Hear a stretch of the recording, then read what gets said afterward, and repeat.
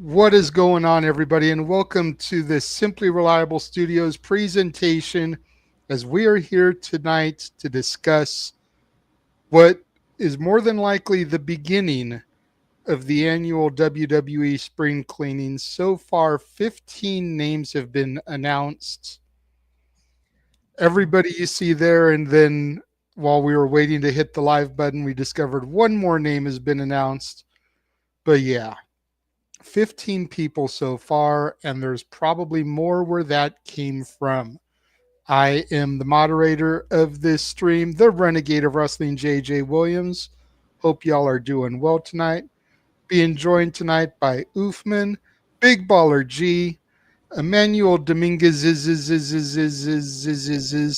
and the host of Rock and Ropes, DJ in the house. What is going on, everybody? How are we doing tonight? Wait, I finally get to meet one of the Domingue guy? I feel Yes, special. you should.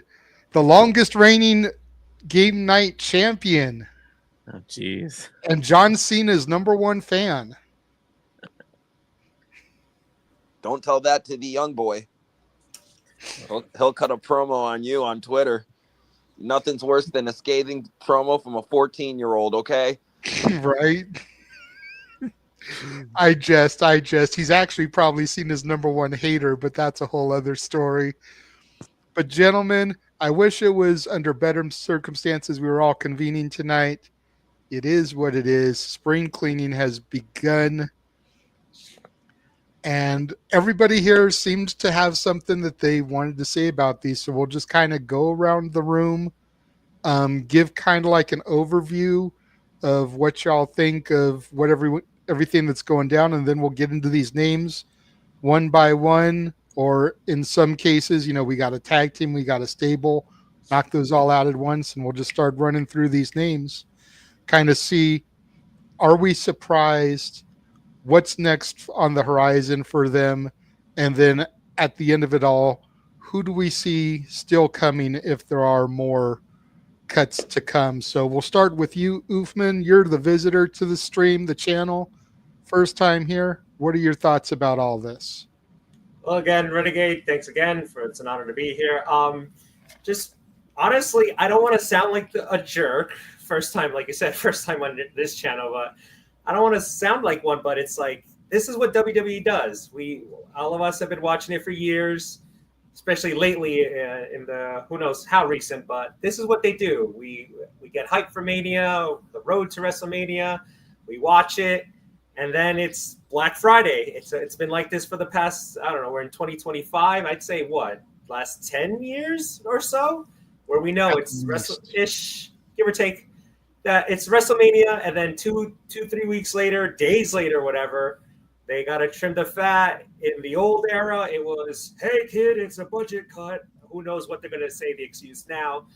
But, yeah, it's kind of expected. And it's kind of like we were saying in the chat earlier, or I think right before we went on live, I was watching the boss, Aaron, talking about it. Like, why would they do these cuts on Friday when they have a show? And so it's just weird where you're watching SmackDown, and then obviously you're on your phone or on your television, and then you're seeing updates on news websites, breaking news, wrestlers are being cut. Your attention gets drawn into like you said, how you started the show. It's all negative, but the timing is just weird. I think they should probably do it on another weekday. If WWE wants to be, well, we know they're a petty company. If they want to be even more a petty company, do it on a Wednesday night. Take the attention away from AEW, where social media is talking about WWE's cuts. But it's just weird how they do it on it's always a Friday, and here's SmackDown. So we're trying to get focused on watching SmackDown.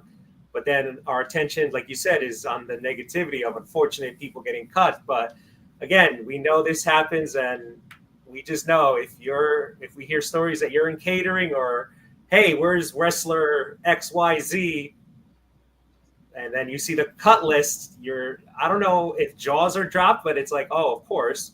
But it is sad seeing wrestlers get cut, and some wrestlers that you want to see again on television. We'll talk about more, like you said, as we get going, where it's like, wow, they cut that person, or it's like, oh yeah, of course. So again, not expected, but it still is a bummer that it happens. But this is what WWE does. I might be crazy in this psychology here, but let me cook for a second.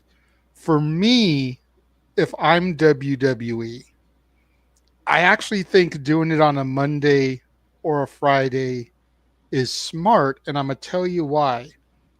You think about these live events, the live Raws and SmackDowns, more often than not, a lot of times the fans get there hours in advance so that they can hang out by where the superstars come in and try to get autographs, get pictures. So a whole bunch of people are going to start gathering over in that area to try and meet the stars.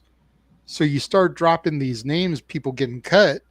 Now you've just generated water cooler talk about amongst all those fans.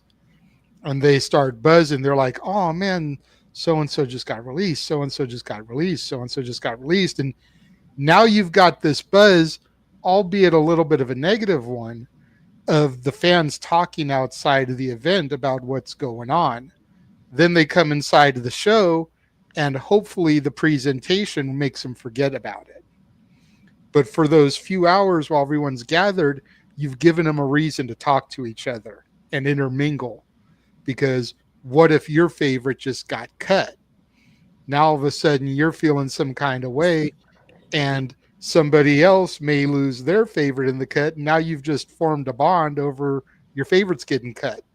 We all know Big G's been a fan for years of Shayna Baszler, and she was on the chopping block today. So, imagine Big G outside Des Moines, Iowa today where SmackDown was. Now he's talking to the fans about how the Queen of Spades just got released.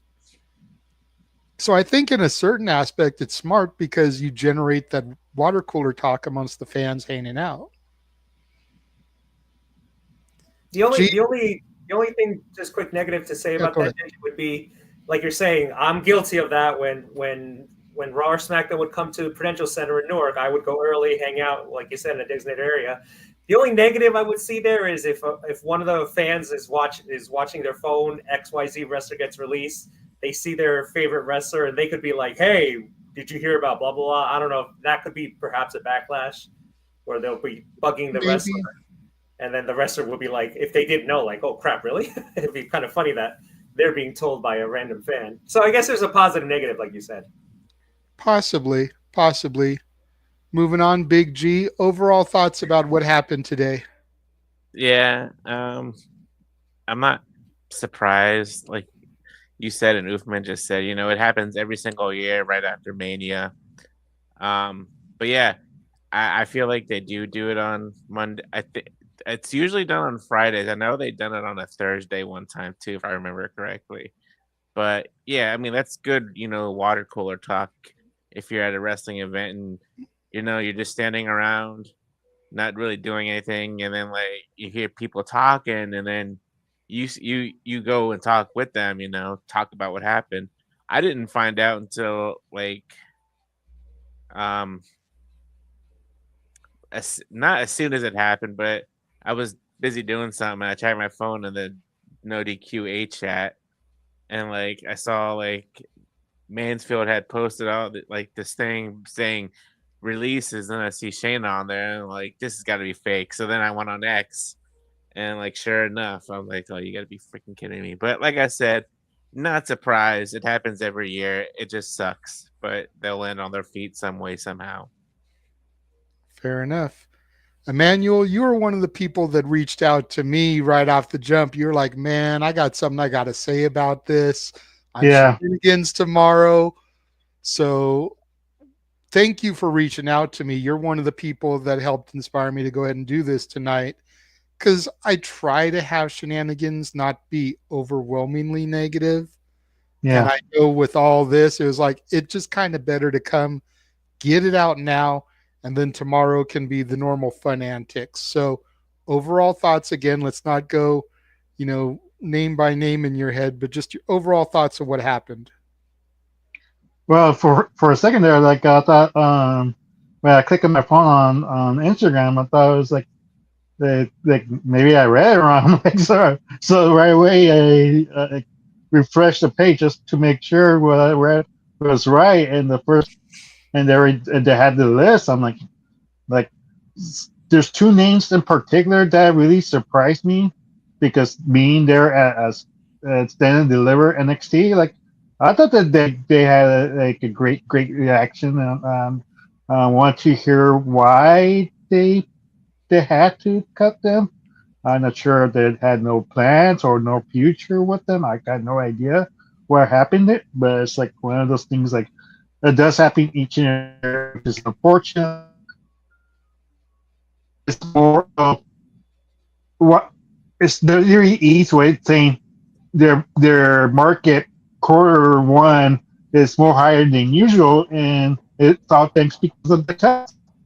It's kind of like a PR stunt, like making us believe that they're doing well than usual when they're not. Probably, I'm not sure, but it sure feels like it after a while. Like for each and every year when they say, "Oh, this is the best year the league has done." So it's one of those questions that I need to hear why the reasons they got released doing this. That's fair enough. I mean, obviously, none of us here work within WWE, but I think a lot of them we can give pretty sound logic as to why the people were released. There is one name that thoroughly surprises me more than any of them, and we'll get to that one when we get there. DJ, welcome to the show. Thank you for coming to discuss this. I mean, I know we did a lot of talk about this in your space today. Your episode of Rock and Ropes turned into the WWE release space. And then even since then, 5 names have been added to the list. Overall thoughts about all this? So I was shocked of the timing. They always do it when we least expect it. Like we know it's coming around this time of year. I was expecting it to happen out at after Backlash, because it's kind of where after everything settles down after Mania, we're kind of getting the picture of what the year looks like, who we're possibly going to use, who we're not, who we're going to bring up, who we're going to keep down in NXT. So I was shocked with a lot of I wasn't really too shocked with the NXT names because the NXT women are stacked. But I was shocked with Shayna being gone just because they've always done her wrong. I've always said she's the female Samoa Joe, and they couldn't even get the male Samoa Joe right. So it sucks that they couldn't get her right. I think she'll be actually one of the few people who will benefit from going to AEW, and AEW could benefit from her. Dakota Kai is also another fan favorite people like, but she just didn't get over to the broader WWE audience. So just those two big main roster, those are the two, big quote unquote main roster girls to leave. I know the tag team was there, but they weren't really there. I didn't really even count them as main roster because, yeah, they got called up, but it never felt like they got called up. Fair enough. All right. Well, let's go ahead and we'll get into some of these names. You went ahead, you brought her up. We'll talk about Shayna Baszler first. Shayna Baszler, unfortunately, didn't really surprise me. Like you said, like G said in the space, they've really kind of mistreated Shayna, especially here these last few years. She had the thing with Ronda Rousey. She beat Ronda on her way out. That was your last opportunity to really elevate her and do anything with her. She beats Ronda Rousey, and then she goes nowhere. Yeah. And then you throw her in this team with Zoe Stark. Then you start the Pure Fusion Collective, which is still one of the worst sounding names for a stable that I think I've ever heard in my life. Mm-hmm. Almost 90 days ago, you cut Sonya Deville. I think her 90 days is up in like 7 days. Same with Tegan Knox. Same with Cedric Alexander. I think she was part of that round of cuts. Yeah. So her 90 days isn't even up yet. Now you got rid of Shayna. I'm watching the clock for Zoe Stark. I feel like she's going to be part of So this cut talk. too, you know, because after they did the thing with her and Trish, like what the hell have they done with her? Yeah. You know what I mean? So we can go around, we can start getting people's thoughts on Shayna. Before I do that, DJ, you thought it was special you got to meet one Dominguez is. The other Dominguez is here also. Yay, I get to beat both Dominguez. Yes, you are now surrounded by Dominguez. So I never thought I'd be able to say that in my life. Thank you guys for making this happen for me today. Nice to meet you. So, Oofman, we'll go to you first, and we'll just kind of go around in a circle here from you to G to Emmanuel to DJ Charlene. Thoughts on Shayna Baszler's release? Yeah, you hit the nail right in the head. When she debuted, she was going to be a beast. When with Ronda in there, they were probably going to bring MMA, UFC to the WWE, and really, she could have been something. She kind of was bad speaking. She had okay mic skills, I guess, but like we were talking earlier before we went live, it would have been cool if she would have been like a silent bodyguard for somebody. Like some maybe I don't know if Sasha was still in the company, you know, you have your tiny little Sasha, but you have Shayna standing behind her. You know, kind of like that. Everybody brings up the HBK Diesel thing, but it works. That it worked for them, and it would work perfect for Shayna to be a bodyguard for somebody. But yeah, she had her. Ronda's final match was with her. It was kind of anticlimactic, if honest, if we're keeping it real. It was good, but I was expecting more from it. And yeah, then she just disappeared. She would come around now and then again, like we're saying, like all of us agree, this is going to happen every year after Mania. You would wonder, like, oh, would Shayna make the cut or not make the cut? She survived. Then finally, the hammer came down. As far as her future goes, maybe back to UFC, MMA, if she still has the heart for that. AEW, sure, why not? I mean, again, competition is a great thing. It's a good thing AEW is around, so wrestlers can do their craft. I think of TNA as mini WWE. So if she goes to TNA, did she really leave WWE? So maybe a AEW run if Tony Khan wants it. But as I'm sure as we're going to talk about all the cuts that were made today and the ones that can continue, if AEW picks up many of the cuts, will AEW then be faced with the same decision of cutting wrestlers? So it's a seesaw thing where it's like you can't stay balanced because all these wrestlers leave one company, get hired by another one, but then that roster gets bloated, and then we're back to square one. It's a cycle, but it's a good thing. There are companies around AEW, ROH, New Japan. We can name them all. It's a good thing there are companies around so people can apply their crafts or just retire, just do indie shows or wrestle cons. Now Shayna and everybody else is free to do all these cons that they probably weren't allowed to do under the WWE umbrella. They would probably do the Fanatics one and WWE approved one. Now she can go everywhere. Her name, she's still the big name. So I was at the big show on Long Island a couple weeks ago. The line for Mercedes was long. The line for AJ Lee was literally out the door. So maybe again, the bright side is right now they have maybe a little bit more freedom that they didn't have under WWE. And now they can sign wherever they want, wrestle wherever they want, show up, like I said, at cons and stuff. So again, we take the bad with the good, and the good is, well, Shayna is still a big name, and wherever she goes, she will be successful. It all just depends on what she wants to do. Maybe these 90 days, relax, and then after her 90 days, again, the world's her oyster. She can do whatever she wants.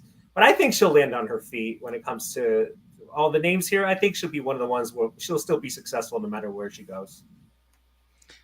Okay. Yeah. I mean, out of everybody that was released today, Shayna's the one I could see the most going to AEW because Marina Shafir is there.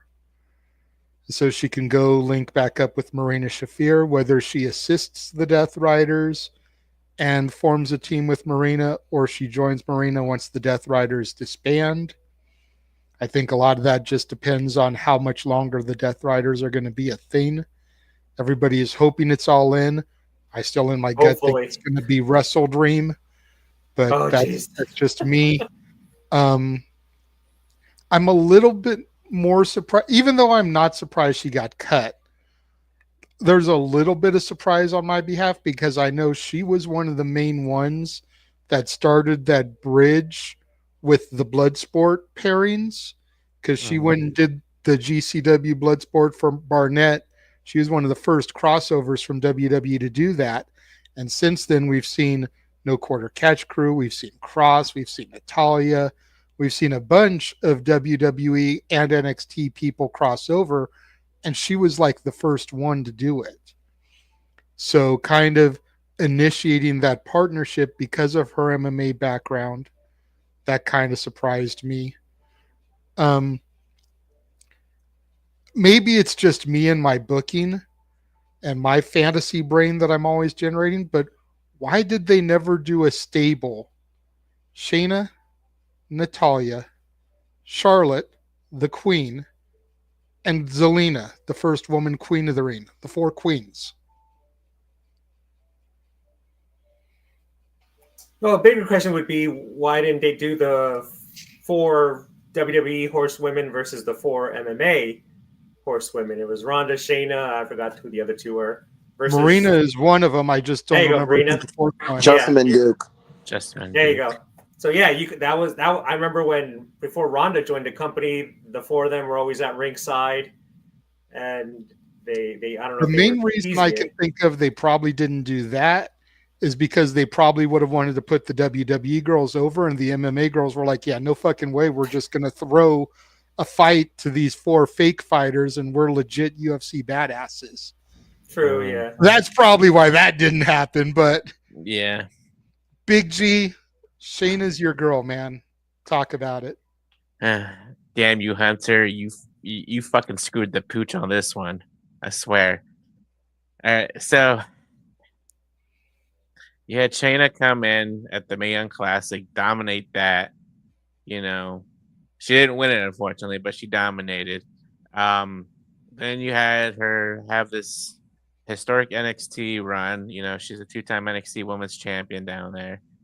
Then you bring her up to the main roster and have her feud with Becky Lynch. You know, she comes up to WWE. She wins the chamber. She eliminates everybody in the chamber. Never done before. And well, I mean, the women's chamber just had started the year before that. But even in the men's chamber, I don't think you had anybody eliminate everybody. Then you go into the feud with Becky Lynch. You know, they screwed the pooch with that. She should have won at Mania if Becky was quote unquote already pregnant, or if she already knew she was pregnant by then. You know, and then you have her in the women's tag division, which is fine. You know, they were trying to build up the tag division. And she won that tag team titles 2 or 3 times. But like, she didn't really need to talk. You know, she's a badass. You know, she didn't need to talk at all. Yeah, it sucks, but she'll land on her feet somewhere else. Like you said, she could, I think Stefette even said it, she could just do indie shows like GCW and just show up. I feel like that's what she's going to be doing. Like, she's going to pull a Cardona or Moxley. You know, there's going to be a women's match or even a men's match. Hell, you know, lights go out, you know, and like she's in her hoodie or whatever.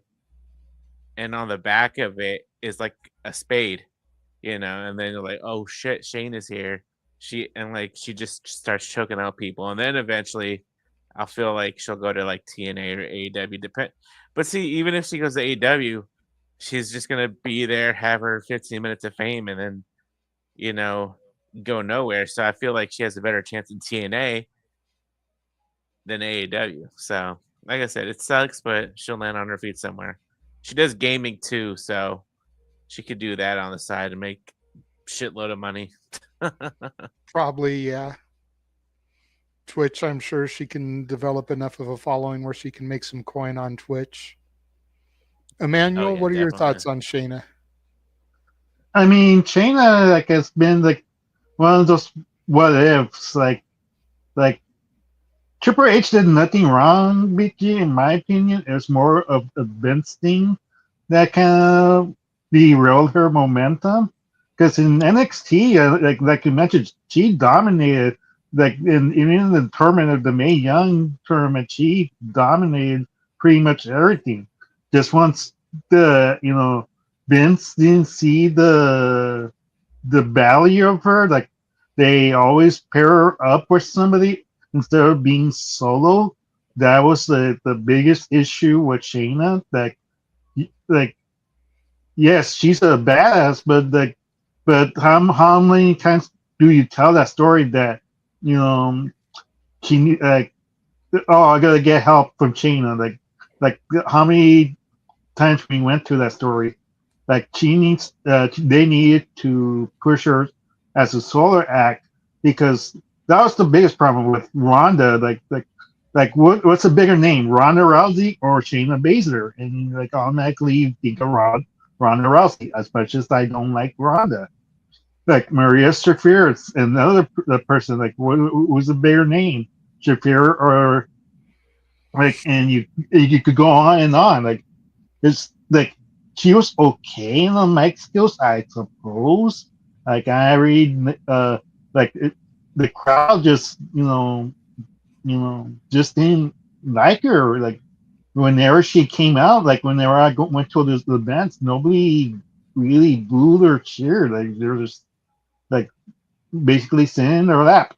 And the last time we saw Shayna in TV was in the tournament for the tag teams with when Bailey and Lyra was fighting, and what was she wearing? Not in her wrestling gear. She was purposely, I think she purposely fired herself, and that's why Triple H released her. Like, why? What are you doing? Why are you being unprofessional?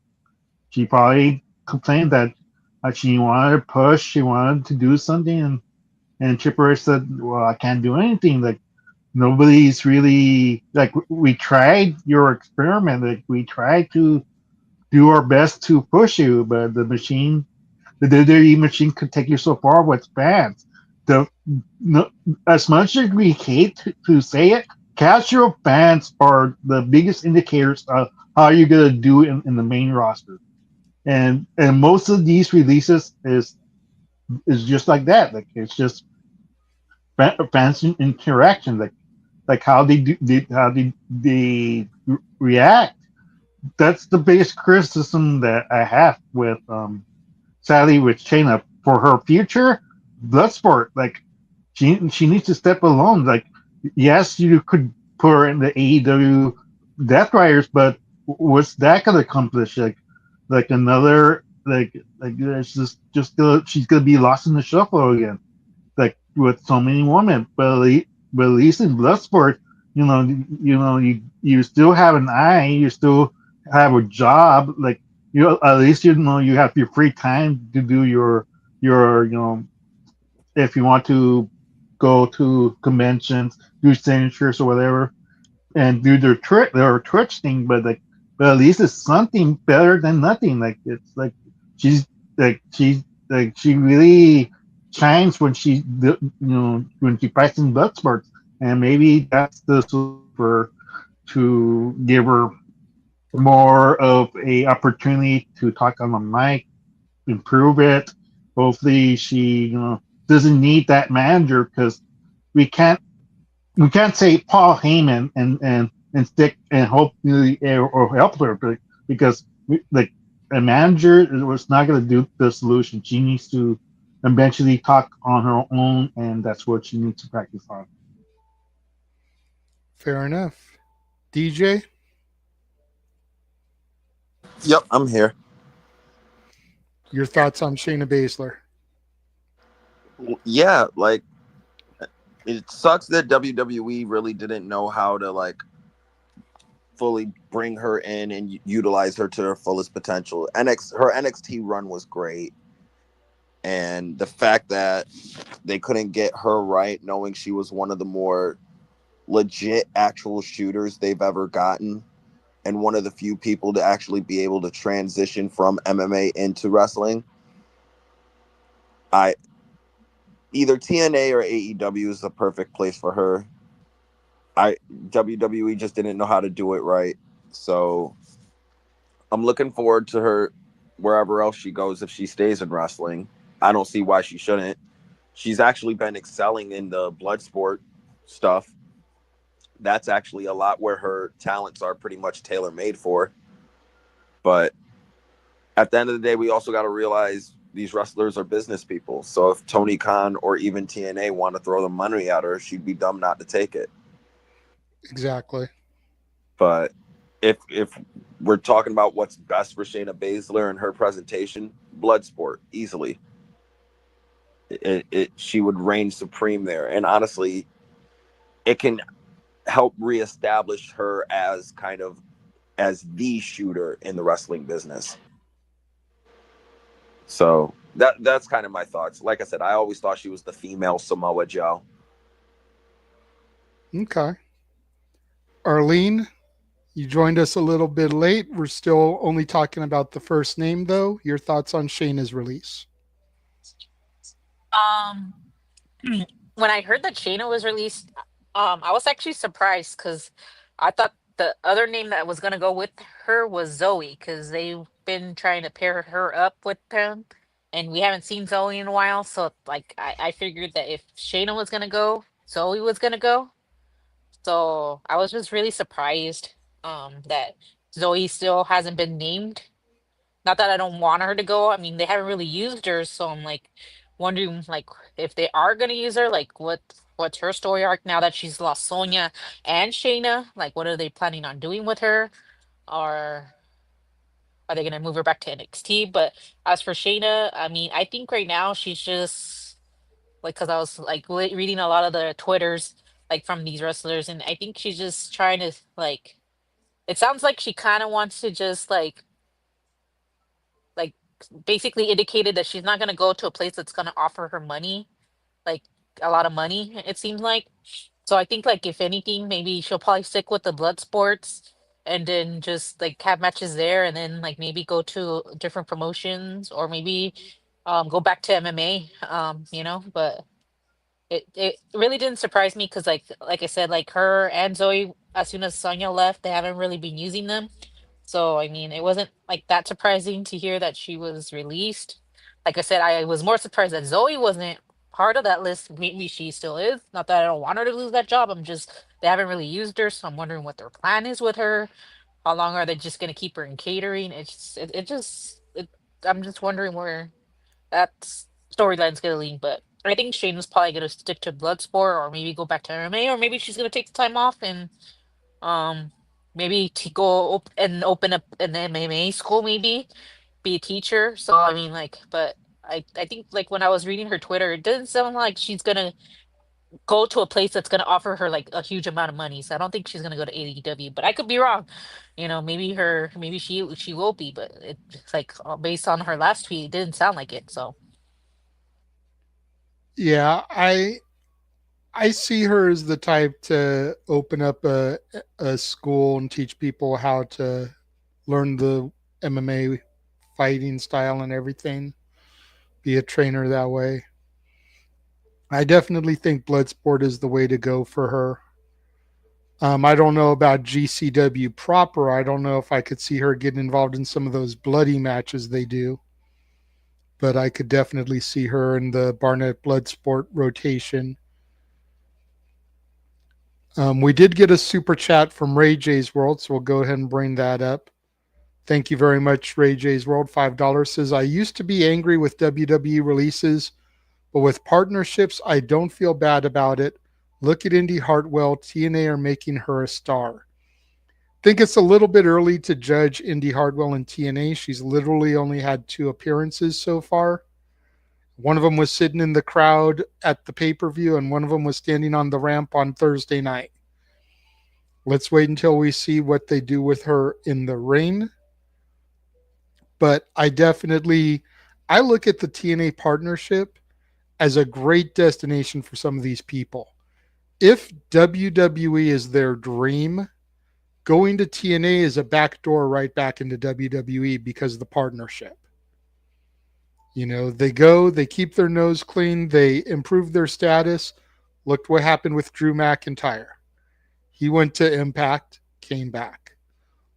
Nick Nemeth is there now. The Hardy Boys may be on their way back.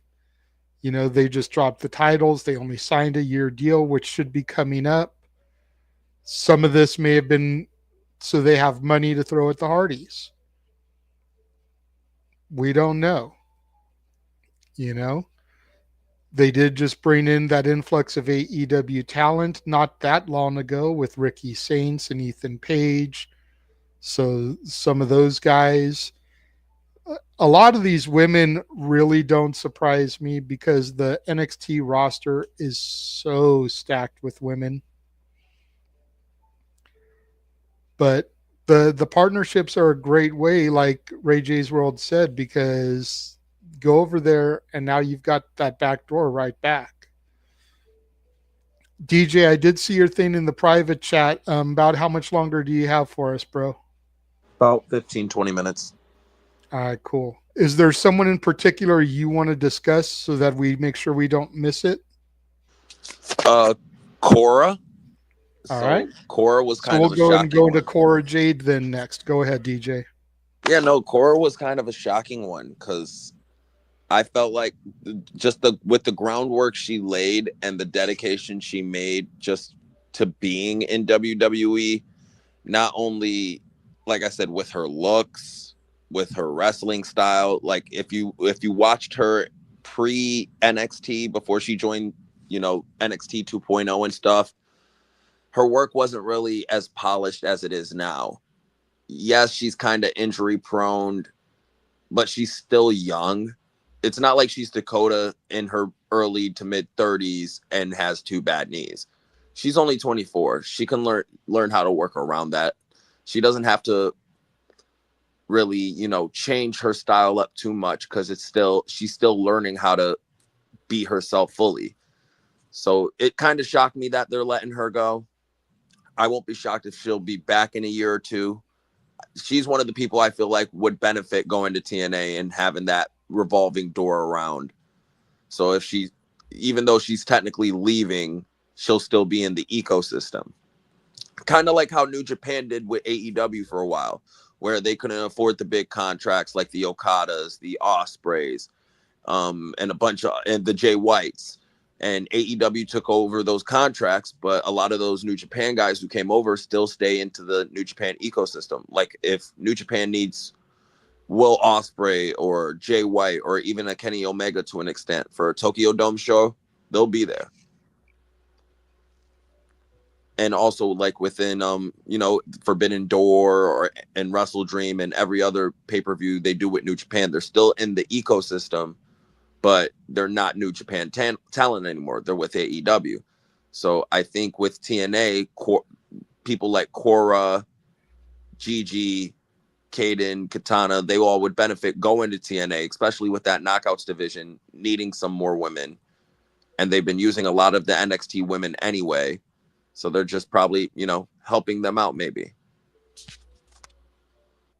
That's fair. What I think sucks is that Cora only ever had one championship, and that was back in 2022. It's been almost 3 years since she had gold. And that's crazy to think of because that title reign only lasted for a week before she turned heel on Roxanne. So it was like kind of a pointless title reign at that. Emmanuel, your thoughts on Cora Jade? That's one of the names that really surprised me too. Like with Cora Jade, I thought they might have had a feud with Roxanne Perez, like loser leaves NXT type of deal. Because right now, like I'm kind of confused what they're doing with the NXT ladies. I mean, you see Stephanie, Julia, you see Roxanne like going to Raw, then to NXT, back and forth, and like I feel like okay, it's like what are you doing?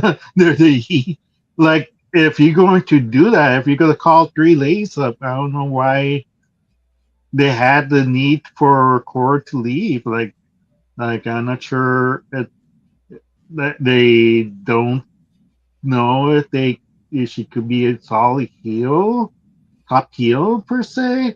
I'm not sure if it's just the fact that she's Roxanne's best friend. It's one of those things like who like they think that Roxanne would outshine her in every way. Like for me, like because we met her, she's pretty nice. There was she was really sweet. Like she asked her for her name. Like we tried to support her, trying to say go for the NXT Women's Championship. Like and it's kind of sad that she might not get the chance. Like because for all we know, like she might like who knows? Like we wish her to come back to the E, but there's no guarantee. Like she might stay in TNA for all we know. Like because that's the best option for her. So like I don't think she would want to go back to AEW and go back to that division and get lost in the shuffle again. It's one of those issues. Like I thought Cora had more potential, more future, more promise of all of these ladies that got released.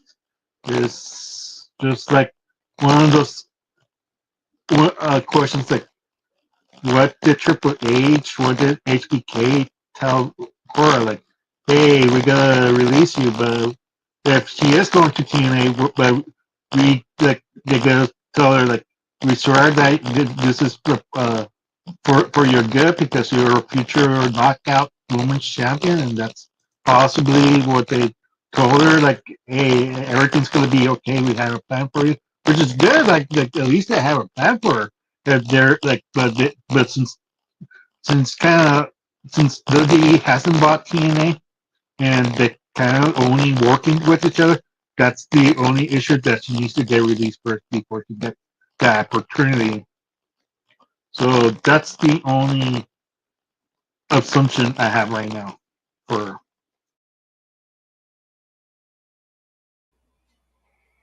Okay. I think the main thing with Cora is that she's been incredibly injury prone over her time there. I think that might have been part of it. And then when you come back from injury, you're never like at the same level as when you left. And even if you do get back to that level, it takes time. And with as young as she still is, maybe the WWE felt that she would get back there quicker because she's younger. But with two jacked knees now, like that's a bit much for someone that young. I don't know. Like I'm wondering if that's the main reason why they went ahead and did it. Your sister sent me the picture of you guys with her from WrestleMania weekend. Go ahead and show that to everybody, but Cora hurts a little bit for me because she was one of the first ones that I got interested in when I started watching the 2.0 era. And I've documented that a few times across the channels. Like Cora was one of the first ones to really gravitate and pull me into the 2.0 era, which so many people crap on. Oofman, what are your thoughts on Cora's release? Yeah, it was when I remember when she just I didn't watch NXT that much, but shout out to the boss Aaron and NoDQ.com. I would read the reports and all that she first busted her first knee and then she busted another one, and I felt bad really for her. But like everybody says, I agree with everybody. She's young, 23, I think is how old she is. She's got a potential for a great future. And maybe because of her age and hopefully not her injuries hold her back, she pulls like we said, like a Drew, goes to the Indies or another company, builds her name up again, and then maybe returns to WWE. But I think she'll be okay. But with her is her injuries. Like you said, JJ, did that have something to do with the decision? Like that in the past, like, all right, what if they wanted to put a singles title on her, but maybe they were afraid because of her recent injuries, and when your knees are out, But then you look at somebody like Rey Mysterio, who he gets injured 24/7, he heals as quickly as he gets hurt. So it's just one of those things where I'm sure management was judging it, thinking about it like, all right, let's push Cora. Dang it, she's hurt again, and could she be reliable? And again, it's not her fault or anything. It's just you can't fight the human body. If the human body gives out, it gives out. So, but like we're saying, she's young. She has a great future. If she's still, again, she has to think about her future too. Maybe it's one of those things where it's probably a blessing in disguise. These next 90 days, think about it. Like, all right, if she's gonna continue on wrestling, should she after the 90 days still take some time off to see if maybe, like you said, JJ, maybe they pushed her a little too fast from the injury, or maybe they thought like, oh, she'll be back. Don't worry, she'll be back. She has to think about it too. Like, what about her future? Take care of the knees right now. Maybe not do anything while her contract expires, but then maybe still take more time off just to reevaluate life. Because if wrestling is where you're making your paycheck, that's where your paycheck's coming from.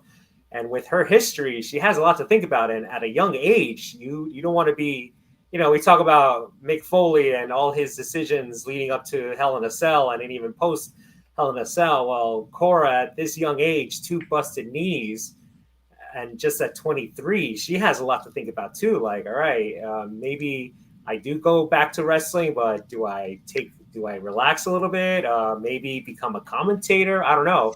A lot she has to think about, but in the end, I think she'll be okay. Again, still a young wrestler, has a lot of potential, a lot of future to go with it. But like I said, with this history that she's had, she has a lot to think about, and she has to think about it good, because if she goes again, and what if another knee, both be about this time together? Who knows? It's just a scary thought, and I'm definitely not wishing anything bad on her. It's just a lot she has to think about. But like I said, you have the positive side of someone like Rey Mysterio at his age, still flying around. It's just a lot she has to think about in these next couple months and next couple years, really. Well, just remember, don't forget that NXT only has 30-day non-completes. There you go. Rosters, yeah. So it's only 30 days for Cora and Gigi. Yeah, so all that. There you go. So those 30 days. But like I said, maybe she takes even more time just to think of like, all right, am I going to keep doing this? Maybe should I do some other rehab before she returns? Again, a lot of decisions to make. But like we said, she's young. Future is in her hands, but still a lot to think about. Cora is one of the women that got cut, and with all due respect to the lady in the room, but Cora's one of the women that got cut that I feel like in 30 days she could be having a site where she has, paid subscribers and OnlyFans doing content there, and she never has to wrestle again. You could look at it this way. She used the WWE to enhance her body so that she can make a living off of it now that she's not working there anymore. Yeah. Thanks, Triple H, for paying for my boobs. Now I'm going to go make millions of dollars like Mandy Rose and Mandy's never have killing to step it. in the ring again. Mandy's killing it on, as she says, she's making more than ever on OnlyFans versus WWE. So, hey, more props to her, I guess. Sex reminder on phone for Cora Jade's OnlyFans. 30 days. Look at you, DJ. Let me stop. July 3rd. It'll be just in time for a 4th of July sale. That's fucking hilarious. Arlene, go ahead and bring it home on Cora Jade. Like my brother said, and I think like all of us were, this one was one of the ones that surprised me. Because that's why I sent you the picture, because like literally we went to go see her at NXT Stand and Deliver, and the last thing we saw was Roxy just leaving Cora Jade dry, and we're like, what? Like, why? Like, why did she just leave her there? Like, did Roxanne know that she was gonna get cut, and this was her way of like kind of like turning her back against her? Like, I never understood that. And like my brother said, she was like the nicest person ever. Like all the NXT people that we met, they were so nice.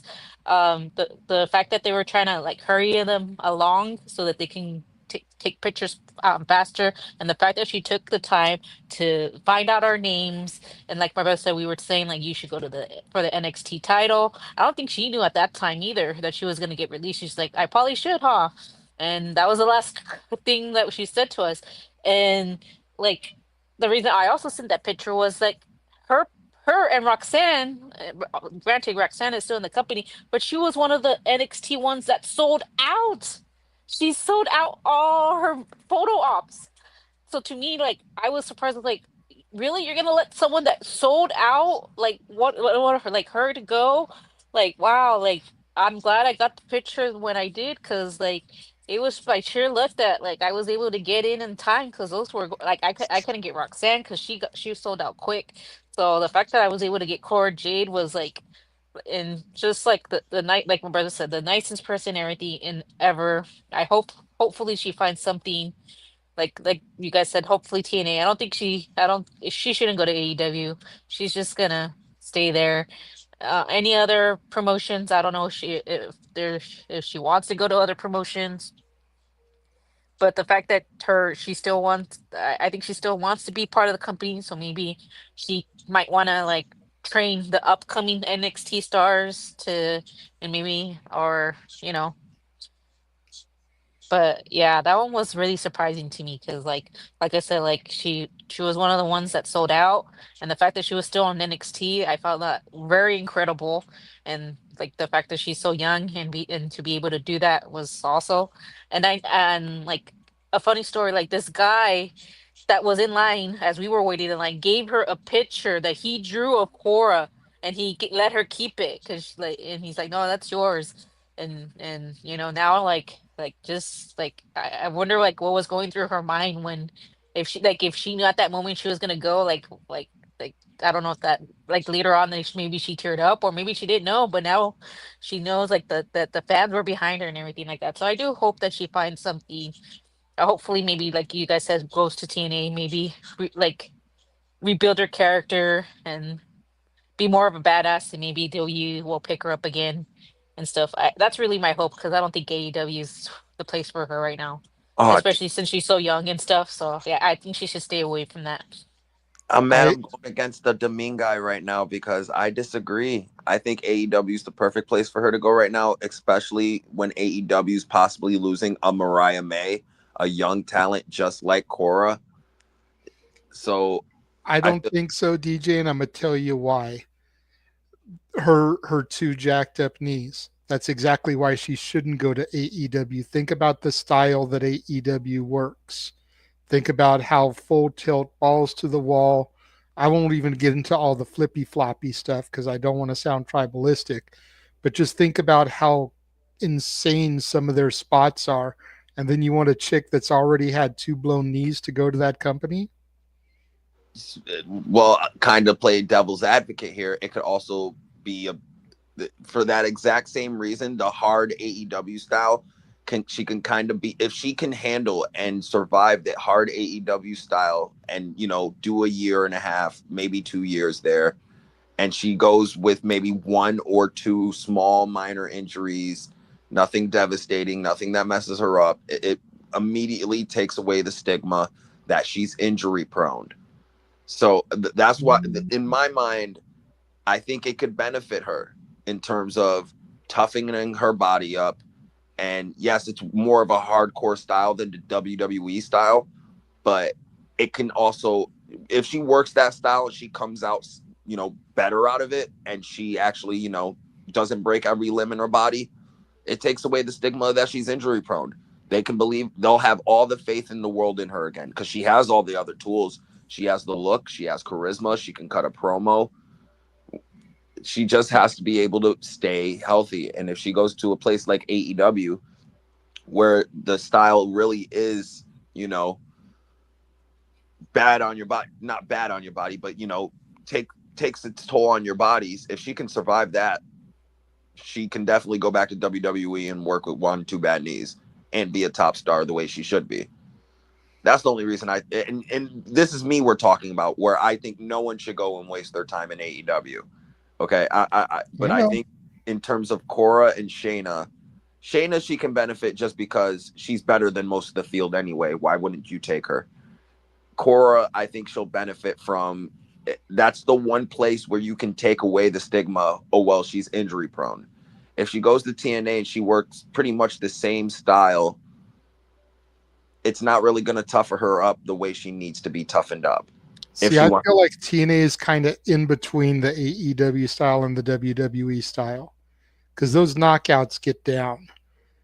And then you've also got the fact that she's already kind of established a team with Tessa Blanchard, so you can pair them back up, have Cora help Tessa at Against All Odds, and that's how you debut her because that'll be right after her 30 days is up. And bam, you can start moving forward with her and Tessa as a team. I'm with that.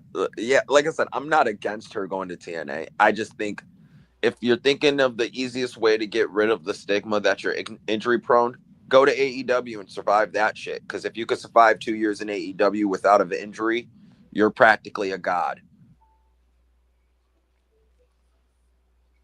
That's all I'm saying. Not, and like I said, not to sound mean, but the AEW style is very rigorous on a lot of talent. Ergo, why there's constantly people getting hurt, especially people who come over from WWE and have to transition into that style and think they can do it, and then they realize, oh shit, no, I can't. My body parts are too brittle for this. Right. And to Safet and Ray J's world, reminding us that she was in AEW before, though, she made 2 appearances on Dark. On as like I would hardly call that as being in AEW. It's not like she was there for a year, had a run. She had 2 jobber appearances on Dark. You know. Yeah, but she was also a key figure as the competition after being on Dark. So in terms of her being on AEW, just being on Dark, she has her foot in. So it's not like, she's a complete outsider to AEW.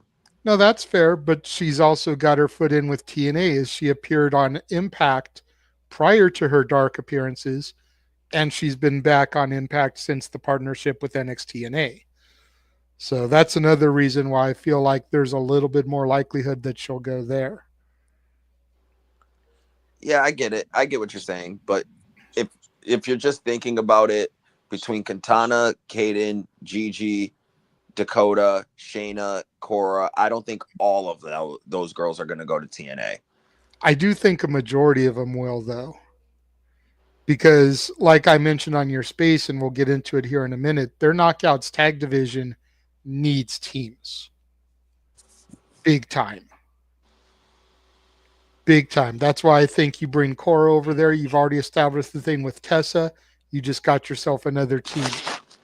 You move Kaden and Katana over there. You just got yourself another team. You've got Spitfire. You got the Elegances. You've got a little bit deeper of a pool now to run through the division. You've got Zaya Squared over there. I can see that. Yeah. Which we'll go ahead and go to the next name because Ray J did super chat about her. Thank you, Ray J's World. Another $5 super chat. Gigi is an automatic TNA because her boyfriend Zachary Wentz is there. I definitely think Gigi is going there. A lot of the same reason. And that's the one name out of all of them that surprised me the most, if I'm being 100. Because you think about the run she had in Toxic Attraction, 2-time tag champions with JC, the run with Mandy as their leader. Then her and JC had their feud. She got the W coming out of that feud. Then she kind of floundered for a little bit. I'm not going to lie. It seemed like they didn't really know what to do with her. Then they started this Chemical X thing. She was on Stand and Deliver and Rebellion in the same week. Multiple appearances on Impact leading into Rebellion. And now out of nowhere, she gets cut. This is the one that surprises me the most. Because like I said, 2 pay-per-view appearances in a week. That's crazy to me. That would be... It's just dumbfounding. That would be like cutting Io Sky. I'm like, yeah, she's a bigger name. I get it. Don't at me. But like, what do you do with that information? Or Lash Legend. Hell, Jakara Jackson, same thing. She was on 2 pay-per-views in a week. And she's a name that got cut. But Gigi always stood out a little bit more as opposed to Jakara. So that's why I can understand Jakara, but I don't understand Gigi. DJ, I know your time is limited. What are your thoughts on Gigi? And then if you need to dip, you can dip, bro. Yeah, so with the Gigi thing, I'm more shocked that Shotzi wasn't immediately released after. Because Like honestly, I said about Zoe and Shayna, I'm watching. exactly. I'm watching. Like, so like, I don't know. I feel like you can get way more use out of Gigi than you could Shotzi. I feel like you've had more than enough time with Shotzi Blackheart. The tank didn't work. Her shaving her head didn't work. Her didn't making the Powerpuff Girls remake didn't work. Shotzi's got to go. At least you could have at least gave Gigi a chance on the main roster and see if she could have gotten over, and then released her maybe later in the year if it didn't work out in 3 to 6 months. But Shotzi's been on the main roster. They've sent her back down to NXT. I don't see, again, Shotzi's been there for too long.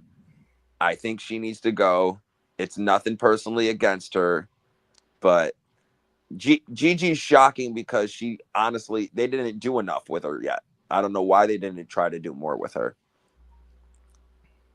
And yeah, she's definitely one of the obvious ones to go to TNA. Will she keep the same name or will she go back to Priscilla Kelly? Priscilla Kelly, she's already changed her ex. Okay, so she's already tweeted out, contact me 30 days. I can start taking bookings. I think it's like the Priscilla Kelly at yahoo.com. I already emailed her and Cora to try to set up interviews once their 30 days are up.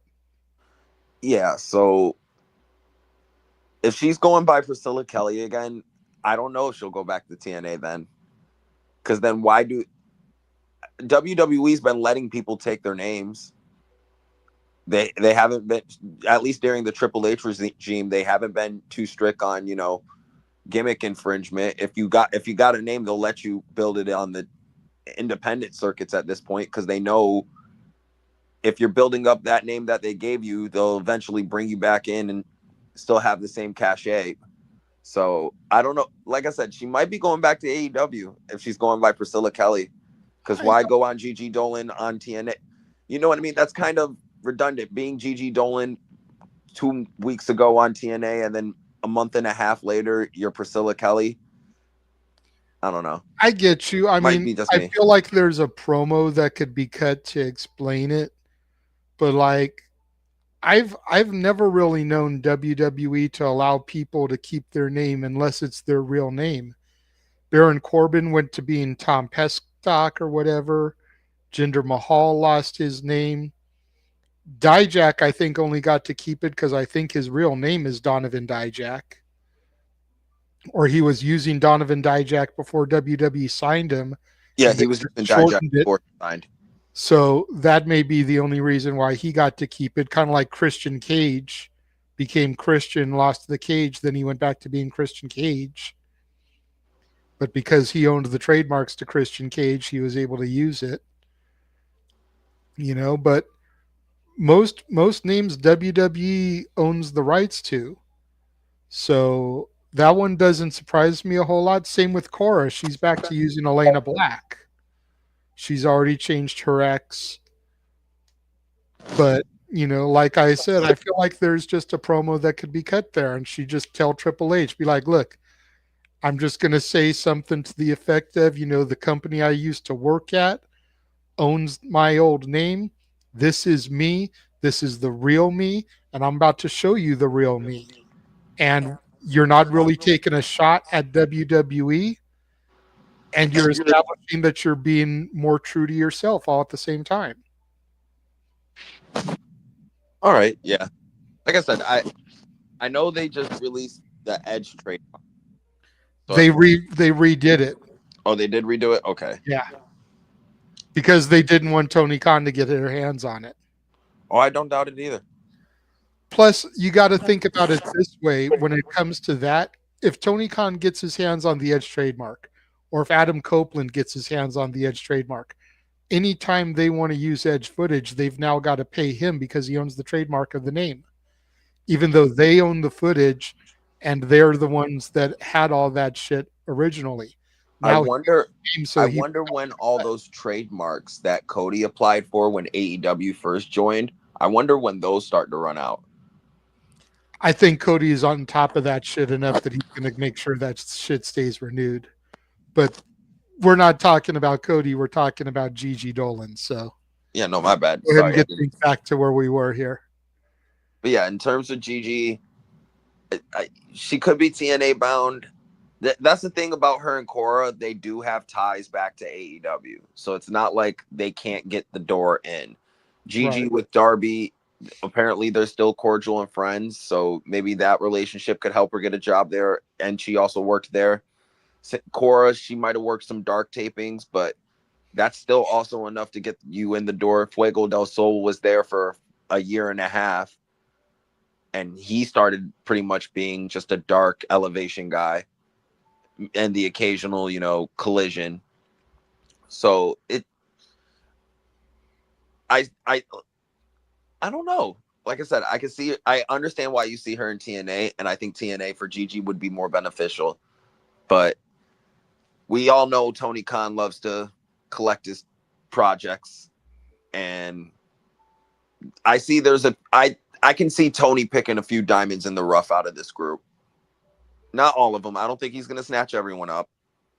I don't think he's that stupid. But I do think a couple of them that he wants, like a Cora Jade, because she was a prominent name off of NXT. Same with Gigi Dolan, Shayna Baszler. I think those are names he would like. But like the Braun Strowmans, the Galluses, Eddie Thorpes, I can see them going to like smaller places like a NWA or TNA. Braun Strowman, I actually think he might be just like out of the business. There's literally nothing else he can do. Maybe. I mean, I know he was supposed to be part of that control your narrative thing with EC3 ever since that got ditched. But EC3 still owns the Exodus Pro, which is a NWA territory. Maybe he and Braun can get into business again and Braun can come into the Exodus Pro. Or Braun, maybe but if you got to he- remember, Braun has EC3 bad knees and a bad neck. Right.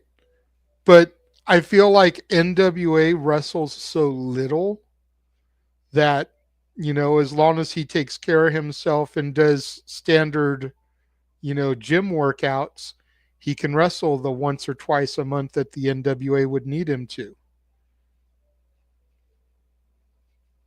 Just be that freak attraction. Your Sure. final boss, if you will, for a feud. But all right, guys, I gotta head out. I got an early morning as well. Thank you Damn, for having me I on, already JJ. lost like half my panel. I know, I'm All sorry. us West Coasters are the only ones here. Y'all East Coasters suck. Listen, if this was Saturday, I could stay up later because I wouldn't have to worry about work Sunday. But I gotta work tomorrow. It's an early day for me. So I will catch you guys tomorrow. I hope you guys have a good night. It was nice being surrounded by Dominguez tonight. And JJ, I will catch you later. Sounds good. And then there were three. Just lost half the field like that. Felt like a Thanos snap. Arlene, your thoughts on Gigi? Like I'm like with you. Cora and Gigi were one of the big surprises for me.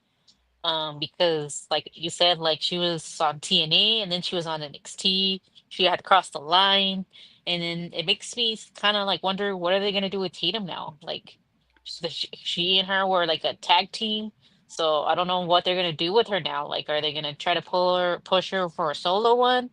And stuff, or like what is their plan for her? So like I'm kind of worried about Tatum now because she might end up being catering for a little while because then they don't know probably what they're gonna do with her now that she's because like Satsi hasn't been around lately. I was surprised that she even showed up to NXT Stand and Deliver with them. So I'm like, to me, I was like, wow, like it really hasn't been really Chemical X because Shotzi had been gone for a while, so it was just the two of them, and I thought they made a good tag team. So they really impressed me and stuff. So the fact that you know that she was one of the ones to let go, I'm like, man, I'm scared for Tatum now. Like, what are they gonna do with her? Hope she doesn't go end up in catering, or hopefully they know they have a plan for her, But I think she would benefit from TNA. I was gonna tell DJ like about Cora, like if she does succeed in AEW, then like I'll be like, you're right, DJ, But I like honestly, I think she would probably want to be more time because it's got to be tough. Like he's in TNA, her boyfriend, and she was in NXT, so they probably didn't get to see as much of each other as before. So I could probably see her now wanting to travel with her boyfriend now. So and plus, like they have a good division into TNA. And I feel like the reason probably why she changed her name is because maybe now she's trying to create a new character. Not so much as she didn't want to just be Gigi Dolan because she didn't go anywhere with Gigi Dolan. Because I mean, she got cut for a reason, right? So obviously, maybe using this new name, like she can create a new character, like build on that, and then maybe with this new character, if they decide to call her up, she can use that new character's name, and then like if she does get back to WWE, she'd be like, I didn't want to be that Gigi Dolan because that character didn't get me anywhere. Now I had like kind of like Cody thing, like I had to go to another division to recreate myself, and now I have people behind me now. So it's like I think that the people that are changing their names are like, well, this character, like maybe I should just build it, like get another character and be like Cody, like hopefully like with this new character it gets eyes on me again, so I think that's probably why she's changing it. I think it's just her way of building a new character, and hopefully with this new character she's able to build herself up more to where like maybe they're like, damn, we made a mistake, we need her back, and offer her a little bit more money than what they were offering her before she got cut. So at the end the same thing goes for Cora. Like if she goes back to the name she was using before, it's like another thing, she's building a new character. And then like WWE, like if they are impressed by her, like damn, like, and that's more money for them because it's like we really want you to come back because like we like the character you're building, and they can be like, no, no, no, no, I'm not getting paid the same one.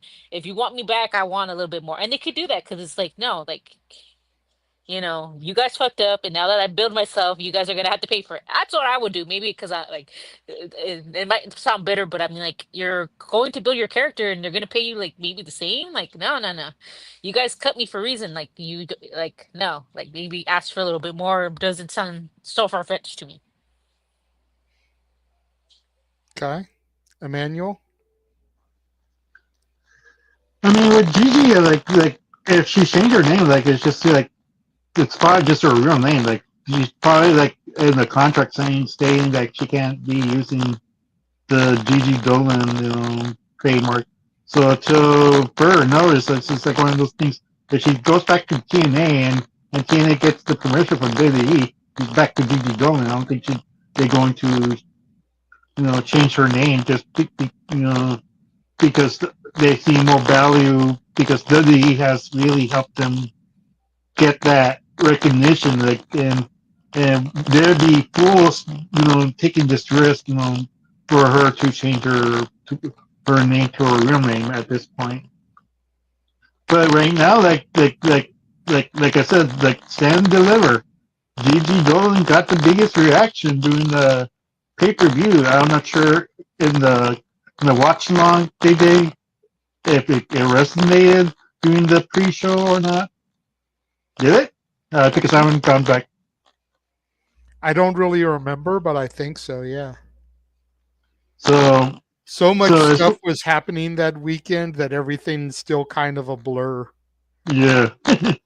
So it's one of those things like yeah, she was being used and a lot, and in the last episode from NXT, we saw Tatum and Didi talking about like they never got pinned during those tag team matches, that they should still pursue the division. One of the biggest mistakes WWE did from NXT is to cut those WWE Women Tag Team titles.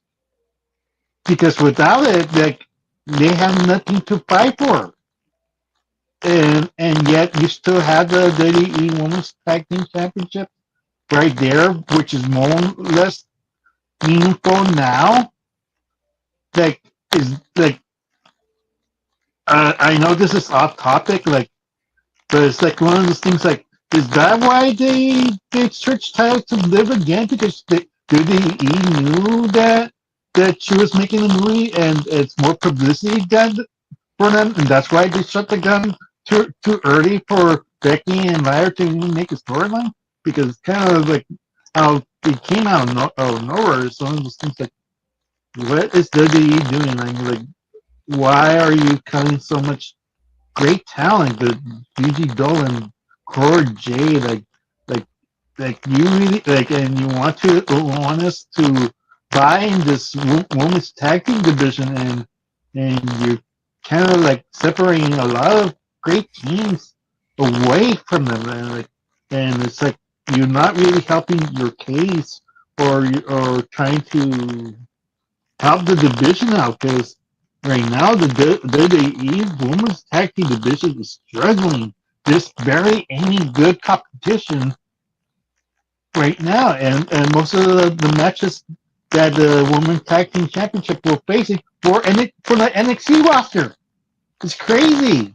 It's crazy that they didn't give the tag team titles to one of them, and that's why it struggles.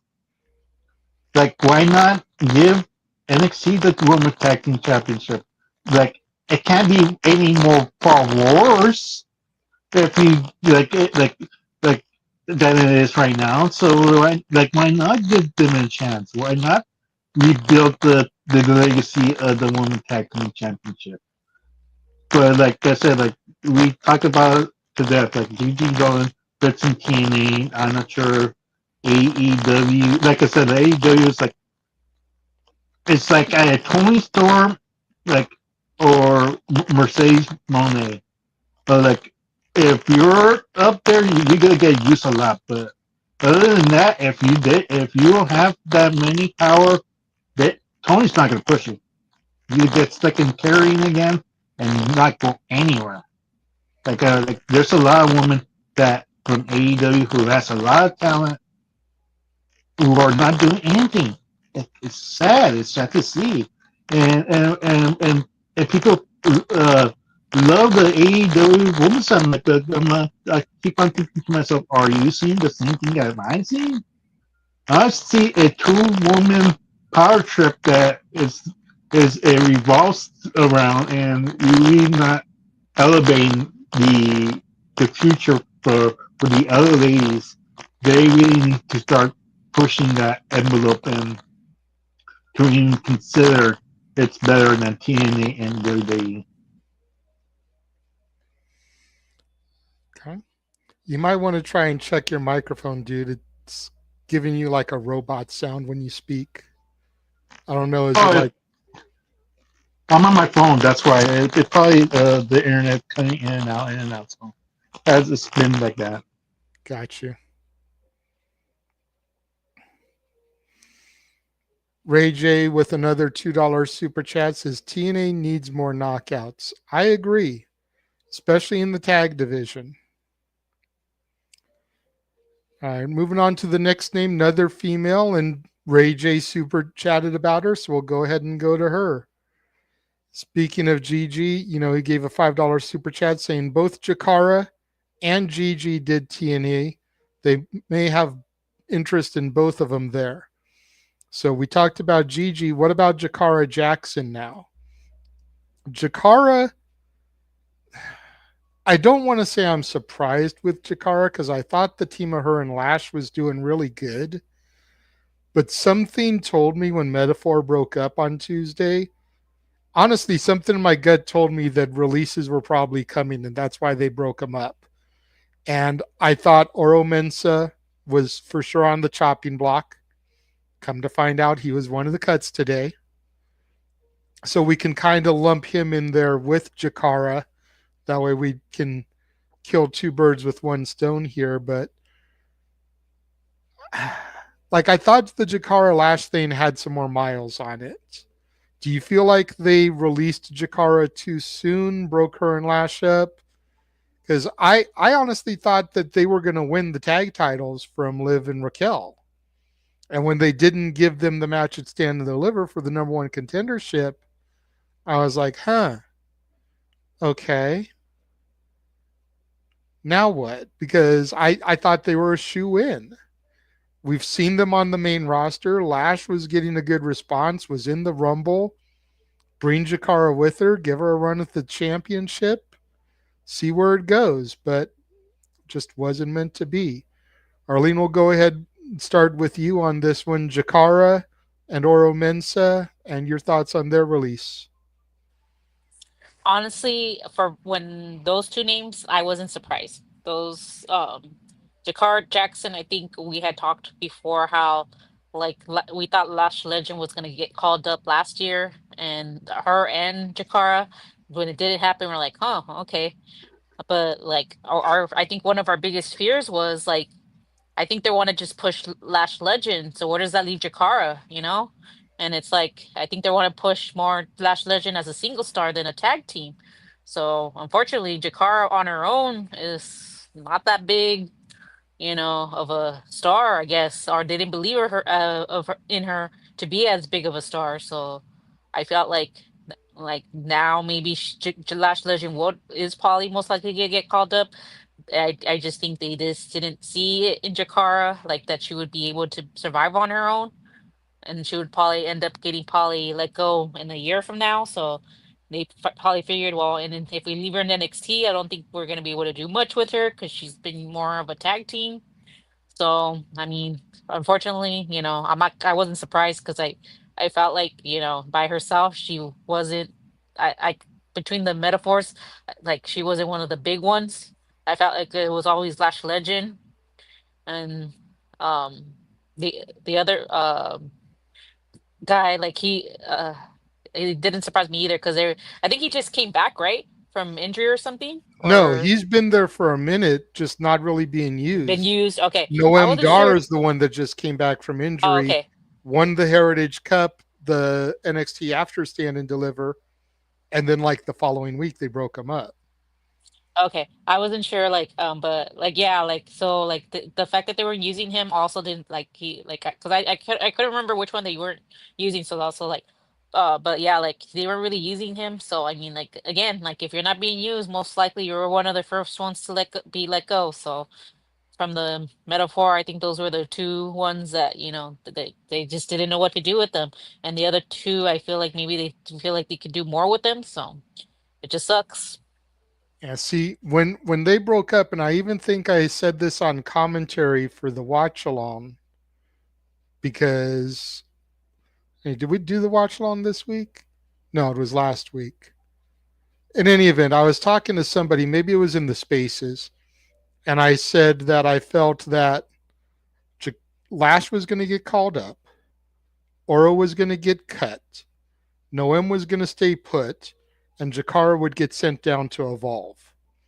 Because I feel like Jakara's been so stuck in the tag team, going down to Evolve, working with the people from the WWE ID would get her some reps as a singles to then bring her back up to the main NXT roster. And she could work with the Kylie Rays and the Zara Zackers and the Zeta Steels down there, having been on the main NXT, getting them ready, and at the same time getting reps as a singles. So I definitely saw everyone going their separate way, but with all the different steps in the ladder and the cogs in the machine now, I thought she'd still be okay for a little bit, and like I said, go down to Evolve. Emmanuel, what are your thoughts on Jakara and Oro's release? The Jakar doesn't surprise me. Like I'm not sure if a while back, if like in the predictions, I told you like I don't see Jakar like lasting that long. Like, and unfortunately, I was right about it. I mean, like Last Legend is the more key name they want to push. They see future over the Last Legend. This is Jade. Give me that. like Last Legend. This is Nia Jax. Give me that. Like there's a lot matches you could put her in the main roster already. So once I heard her name, I wasn't surprised that she was gone, or didn't surprise me either. Like after like his single run, like trying to do his own thing when no more like went down in injury, it gave him an opportunity to break out, but unfortunately it did not happen. And then once I saw him involved, I was like, oh well, this is probably a good idea. Maybe work on his character, try to see what he needs to work on, like and what can he could improve on. But once he like you mentioned, like once they had broken up as the metaphor, I'm like, it was a big sign that they like well it's time for like in college day. There's time for them to move on from the metaphor. Like it was, they had no more reason to stay together because they were doing their own separate things, and and now it feels like Norm Dar might be the next one. Like I'm surprised he even won the Heritage Cup. To be honest, like he won it again, and I never saw NXT UK. Like for me, he's kind of bland. He's kind of like I don't get his style. His matches it doesn't compel me that much. Sadly, I'm not sure if it's just me as a person, or just something doesn't click for me when I see when he fights. Like I feel like maybe there was his heel persona, like maybe the babyface route is the way to go. But I gotta give him a chance. But right now, like if it's not this year, I expect next year if this baby face run doesn't work out. Okay. Well, from one pair of wrestlers, we'll go to another pair. And Dakota Kai was released today along with her boyfriend, Eddie Thorpe. Eddie Thorpe has been down in NXT feuding for the world title, had a good program with Trick back in February and March. And then Dakota Kai, was part of Damage Control, got to the finals of the tournament for the Intercontinental Championship just to lose. I know Dakota Kai is one that stings for a lot of people, but kind of like Cora, she's been a bit on the injury prone side. So it doesn't surprise me a whole lot. They kind of started pairing Asuka with Kairi instead of Dakota.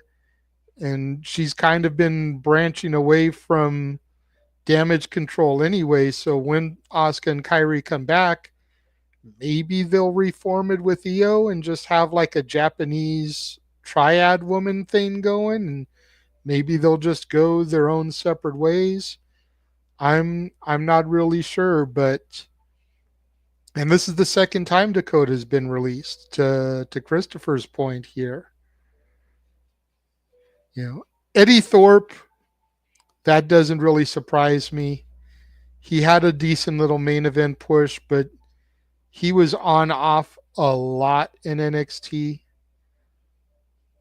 Trying to figure out where they were going to work him, did his thing. Then they transitioned him to the DJ Eddie thing. Then that stopped, and he kind of went back to doing his native thing again, just as a heel. And Emmanuel, your thoughts on Dakota and Eddie? Well, Dakota doesn't surprise me. Like I keep saying the same thing for this viewers or hopefully, and treat this out loud, like on the X, on the Facebook, any social media. Please cheer or boo the people. You have one job. Boo, react. Logan Paul gets a reaction. Dom Mysterio get a reaction as a heel. They get booed. Look But look at what happens to Dakota, like in the IC tournament. She was not getting cheered. She was not getting booed. Most of the matches, like, like when she's trying to come back from her, like, sadly, the crowd was not reacting. It, it's not her fault. It's not WWE's fault. It's not Triple H's fault. Us as a fan, as a fandom, we need to do better. We need to, as in the United States market, we need to do better. We need to start giving a crap about these wrestlers who sacrifice their bodies each and every night for us. Because if we don't react, it's like it's a death sentence. It's just something that it doesn't benefit them. I don't know what's next with Dakota Kai, to be honest. Maybe she's gonna go back in Australia. Unsurprisingly in color because how close her and her the friends are. But now the BRR from up down, they're basically all gone.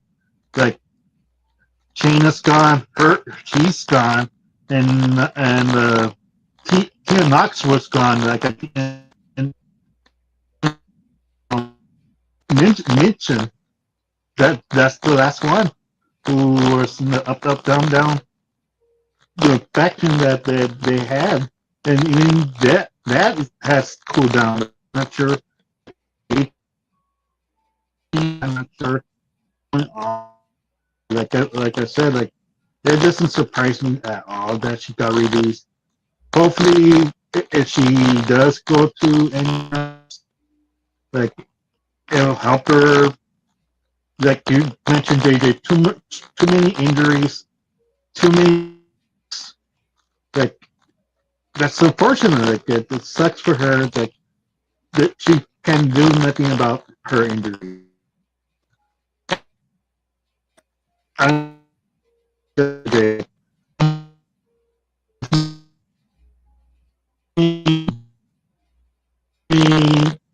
start gimmicks. I think the biggest mistake is because they're complaining about it is Eddie Thorpe actually winning against Trick Williams. It did nothing for him, and that sucks. Like it, he's a big name. Like you just beat the former NXT champion, and you can't do nothing with him. That says everything about what Eddie Thorpe meant to NXT, and that they can figure out how to make it marketable, interesting, or anything like that. So it doesn't really surprise me. Arlene? Menya, you keep cutting in and out, and now you are re-rolling. But anyways, my thoughts like with Dakota and Eddie Thorpe, is honestly like Dakota put on her Twitter saying like that, like made a comment saying like she's missed wrestling and the letting fans know, and yet I'm not injured, so I don't know if by making that remark, maybe 30 days like, well, she's talking bad. Maybe they saw it as a way of her talking bad about the company or the fact that she wasn't being used. And this was their way of being like, no, we're not going to deal with you. We don't know what else you might say bad about the company. But I mean, it was working for Cross, but we're not going to go into that because he's not in this. But like Eddie Thorpe, the same thing. He said some stuff about like, oh, look at like how I forget what like comment he made, but I just remember Wesley just looked at him like, really, you just said that? Like, and um, it was like you made that comment on live TV, and so like I felt like that making comments, like certain comments, might have cost him the job, and that's unfortunate. But I mean, if they feel like you say something or put something out there that you're not liking, that the fact that you're getting pushed, it could lead you to be like let go and stuff. So unfortunately, I feel like that's what ended up happening with them. Hopefully they, Dakota, I don't know what Dakota's gonna do, whether she's gonna want to continue wrestling. I think she's also one of the ones that maybe should go to TNA, but as a single one, maybe. And Eddie Thorpe maybe might want to follow her. Um, like I said, like if they go to AEW, like it's like okay, then who are they gonna let out from AEW? And it's like it goes like a revolving circle. Like when AEW starts cleaning house, and then most of them go to WWE. So it's like we're always gonna be in that situation where it's like they go to one company from the other one. I just think that maybe TNA would be better just because they need more wrestlers to build up their division, and it's a good division to be in. So I think they would be probably utilized good. It's just unfortunate that sometimes you just have to be careful what you put out there because if they don't like a certain comment or say something that they don't like on TV, they might just let you go because they might be afraid of letting you go. But it's kind of also interesting that certain people can say stuff and yet still be part of the company. So maybe they were already on the outs for different reasons besides just making comments.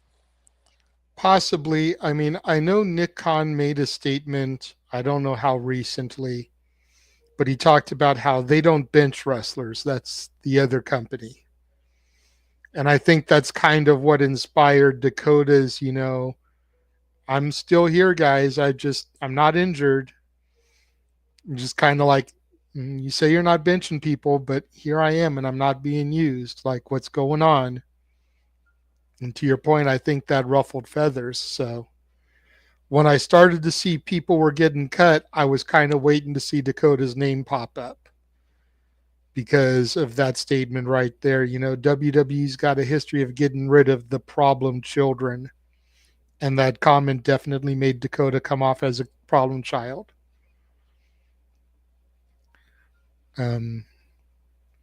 It's a shame. And I do think she'll go to TNA. I know she's from New Zealand, which isn't Australia per se, but it's like right there next to Australia. And they just picked up Indy Hartwell. They've already got Steph DeLander. Maybe they could look into making a little bit of a stable with the three of them. A trio. I don't know. They're going to need something to combat the elegances because that's now a trio.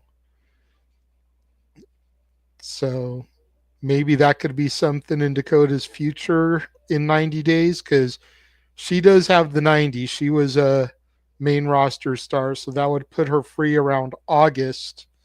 Bound for Glory is October, so give her a couple of months to do stuff on the indies, maybe have her debut at Bound for Glory, make a splash that way. Could be something to look into. Let's see here. So the last of the women that we need to talk about are the team that Vince Russo affectionately calls the Party Girls. Caden Carter, Katana Chance, the Whoop Whoops. I can't say I'm surprised when it comes to these two. I am a little disappointed. They did at least get a women's tag team championship run, even if it was just to be transitional. They got it for that month. It sucks, but I feel like there was so much more they could have done with them. Caden, I don't know for sure, but I believe she's in relationship with Priest based off of her IG stories. They do a lot of Instagram reels together. I've just never seen her post anything official about the relationship, so it could just be their like best friends. So even though Priest is definitely on an upswing, it would be kind of interesting to watch his social media the next few days, see how he reacts to her release. If he keeps moving business as usual or if he puts out a tweet or two that makes him seem like he's a little bit upset at what happened to her. Because we did see some couples get cut here. So it's not unlike WWE to where they couldn't punish Priest if he comes out and speaks to something that they don't like in the next few days here. Arlene, your thoughts on Caden and Katana? Like you said, this is like some of these I wasn't surprised because they weren't being used. The fact that you have tag teams, but yet like a tag team championship, but yet you're not using the tag teams that are being set in catering. So it's like one of those things where it's like I wasn't surprised. I did see a lot of people point out that Damian Priest's eyes looked really puffy. So um that that maybe he was crying because of the fact that his girlfriend, well, we don't know at this point. But like I just think like if I feel like if he's not starting to get used after a while, I think maybe he might want to follow her. Who knows? Or maybe he will stick it out. That's up to Damian Priest. But as for the ladies, it's back to like TNA. They need a tag team division. They fit perfectly and stuff. So I think they would do good there, or even as singles if they don't want to continue being tag teams. I think they could do that as well. But like I said, like we can't have a lot of people going to AEW because it's like most of those AEWs are most likely going to go to WWE. I don't think people from or maybe I'm wrong. Maybe you can correct me if I'm wrong. But has anyone gone from AEW to TNA? From AEW to TNA? Not that I can think of off the. Oh, Ryan Nemeth. Okay. So, besides him, I mean, like, if people are gonna get cut from AEW, I don't see them going to TNA. If anything, they're gonna go to WD, and you're gonna get all these people that they're gonna start bringing up, and and it's like, okay, now we're gonna release more WWE superstars. It's like, and it's just between AEW and WWE. So I think it's wise for some of these people if they're not planning on going to TNA. I think they should start looking at other wrestling companies and doing stuff like that. Another Because name is Santana. okay, Santana went from AEW to TNA. okay, so two people so far. But like you I see what I'm knew saying? that there was somebody else, but for some reason it just wasn't registering right off the But bat. I feel like if they wanted to stay in WWE or want to like maybe go back, is their safest bet is to go to TNA because they have Mhm. that working relationship. But like I said, like if not TNA, I would go to a different company because essentially, if you go to AEW, you're putting out someone else of their job because they're not being used. So it's like I don't know. Like I feel like if you're not going to be, and TNA does need the talent. So it's like I would want to consider TNA over AEW, and uh, just because I don't want to put another wrestler out of their job and then they have to go somewhere else. I mean that's just me. But like I said, like if not TNA, I would just start going to a different wrestling company. I wouldn't go to AEW because then it's like, what if am I gonna be actually used or am I gonna just be doing what I was doing at W? You just never know. So I think their safest bet is just to go either to TNA or start looking at other companies and rebuild their characters that way. The difference with AEW over WWE, and granted, WWE starting to loosen up on this a little bit, but AEW still allows most of their talent to work independent shows. A lot of their talent works GCW. Megan Bain works there. She's dating Joey Janela. A lot of their talent does House of Glory. Konosuke Takeshita just wrestled Mike Santana over there. So a lot of their talent still gets to work the independents, as does TNA talent. WWE doesn't exactly give them that. So for the talent that's not being used on the AEW roster, they still get to cut their teeth in other companies. So they do have that advantage going for them. But I think you're right as far as a lot of these go into TNA. And before I go further, we'll bring in one of our primary TNA correspondents, as Datilla just finally popped in here after doing her TNA review of last night, knowing what time I was starting this, but it's okay. She's forgiven. She has a life. But the TNA thing, it's like some of the WWE cut people that sign with TNA may not want to try and cross that line again too soon. I remember Nick Nemeth saying in an interview that why would I want to go back and work in NXT and do stuff with WWE when they just let me go? They didn't see any value in me and decided to release me.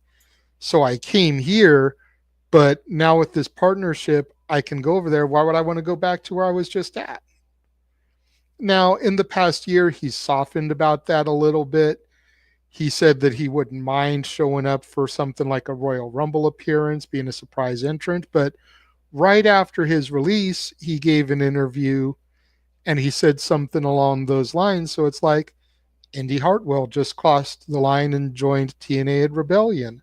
We're talking about some of these women potentially going, what incentive do they have to immediately run back 30 days later and be like, oh, I know you fired me, but here, let me help put over your NXT talent? You know what I mean? Like, it may take some of them a little bit of time to heal that wound to where they're like, okay, time has passed. I feel like I've established myself as a name over here now. Now I'm willing to take that leap. Fandango, another prime example, JDC.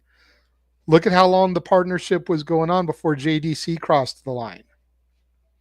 You know, officially it was only a month or two, but unofficially they had basically been in bed with each other for about a year at that point before JDC crossed the line. Santino Marella, same thing. You know, they weren't so quick to go back once the partnership started last year unofficially, and we saw Kazarian, Jordan Grace, Joe Hendry start coming over. It wasn't until the official statement came this year and we started seeing like Moose and stuff go over and the more appearances on Impact Television that we finally saw Santino and JDC go. So some of these people may have some ill will towards WWE for being cut and not exactly want to go back over there right away. Datilla, we'll go ahead and go to you. Right now, we're talking about Caden and Katana. We have touched on all the other women so far, and we've also touched on Oro Mensah and Eddie Thorpe so far. There's some of the men that we haven't got to yet, but since you're joining us a little late, if you want to run through pretty much the women, starting with Caden and Katana, feel free to just bleh and go. All right. Well, thanks for giving me the floor. And first, I want to say I'm really happy I finally get to do a show with Los Dominguez. We're never on the show together. Right. That's what DJ said. DJ, our buddy from Rock and Ropes, was here, and at that point we actually had 6 in here. So he had the Domingai on each side of him. He was like, "I'm surrounded by Domingai. I finally get to meet you guys." Yeah. So in terms of the women, I definitely would like to see Chance and Carter go to and at TNA. I think that the Knockouts tag team division has just been depleted so much over the years. They lost so many tag teams that it was just really hard to replace them, you know? So I definitely would like to see them go over there. I think Dakota Kai would be a great fit for TNA. I think she definitely has a chance to shine in TNA. Gigi Dolan for sure is going to TNA. She's Zachary Wentz's fiance. She's for sure going. Shayna Baszler, I don't know. I think she goes to AEW, especially because Marina Shafir is over there. You know, all they're missing is what was her name? Jasmine Duke. I forgot her last name. I'm not sure either. They were a stable to Yeah. Shayna, Rhonda, Shayna, Marina, and then the other one.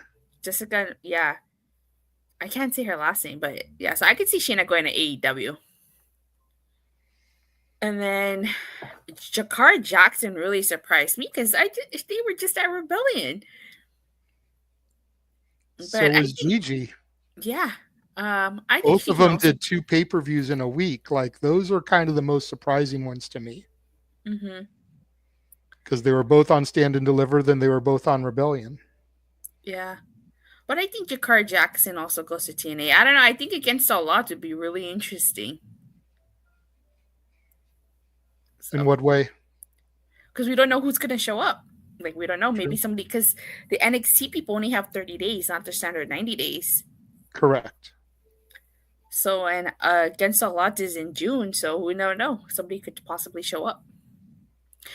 Cora Jade, I think, was the most surprising one.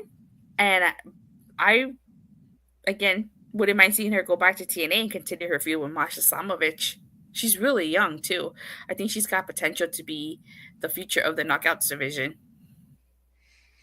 Yeah, Cora was the one that I said could probably turn up at Against All Odds, because when we last saw her, to your point, she was feuding with Masha, but she was teaming with Tessa. So we could always run back Tessa versus Masha at Against All Odds and have Cora debut helping Tessa. Mm-hmm. And then you've got another Knockouts tag team, because you can officially put Elena Black and Tessa together. And then you've still got Tessa as the champion. Mm-hmm. So, and then you said Ora Mensa and Eddie Thorpe. I don't know much about Eddie Thorpe or Ora Mensa. Eddie Thorpe is Dakota's boyfriend. Okay. So with her getting cut, it makes sense that he got cut too. He had a main event push earlier this year, feuding with Trick Williams. A lot of people made a stink because he whipped Trick with a strap at the beginning of Black History Month. You know, and people were up in arms that here's this black guy getting whipped like the slave days by an Indian man, you know, so the white man, the home American, whatever you want to classify it as, whooping a black man at the start of Black History Month. People weren't up in arms about it. Oro Mensa was basically like the forgotten member of Metaphor, because it was Noam Dar, Lash Chikara, and then Oro. And I even said when they broke up on Tuesday, I was like, well, whenever they do cuts, Oro is gone. I just didn't expect Chikara to be gone too. You know, so that one I kind of saw coming, but he's been dabbling on Evolve since that started.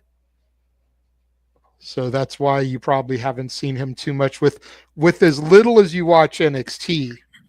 And then I'm sure you don't watch Evolve at all, because that competes with AEW. And to be fair, even I forget to watch Evolve half the time, so I can't get on you for that. But with as little as you watch NXT, you probably don't watch Evolve, which is why you don't know about him that much. You always have to bring that up, that I don't watch NXT. Am I lying? No. Okay, so it's not like I'm making up stories about you.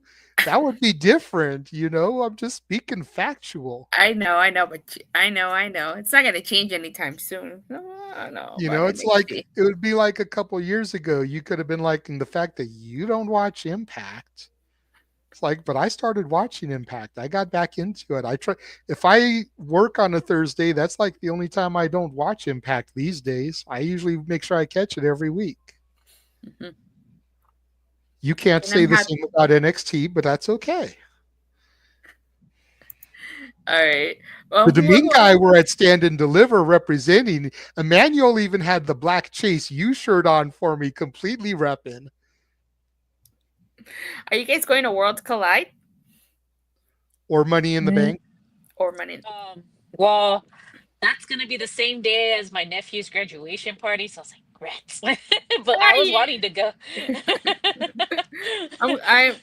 I'm Take going. him to the event for the party. Yeah. I know, right? Yeah, here's your graduation present from Auntie. We're taking you to Money in the Bank. You know what? They actually they actually watched the Royal Rumble with us, and they were really into the girls and the men. My sister, like, as soon as she saw Roman, he's like, like, even she was really impressed with Roxanne. She's like, I like her. I like how she wrestles and stuff. So, and she's like never watched. She used to watch like when Austin and Rock were there, and she stopped watching after that.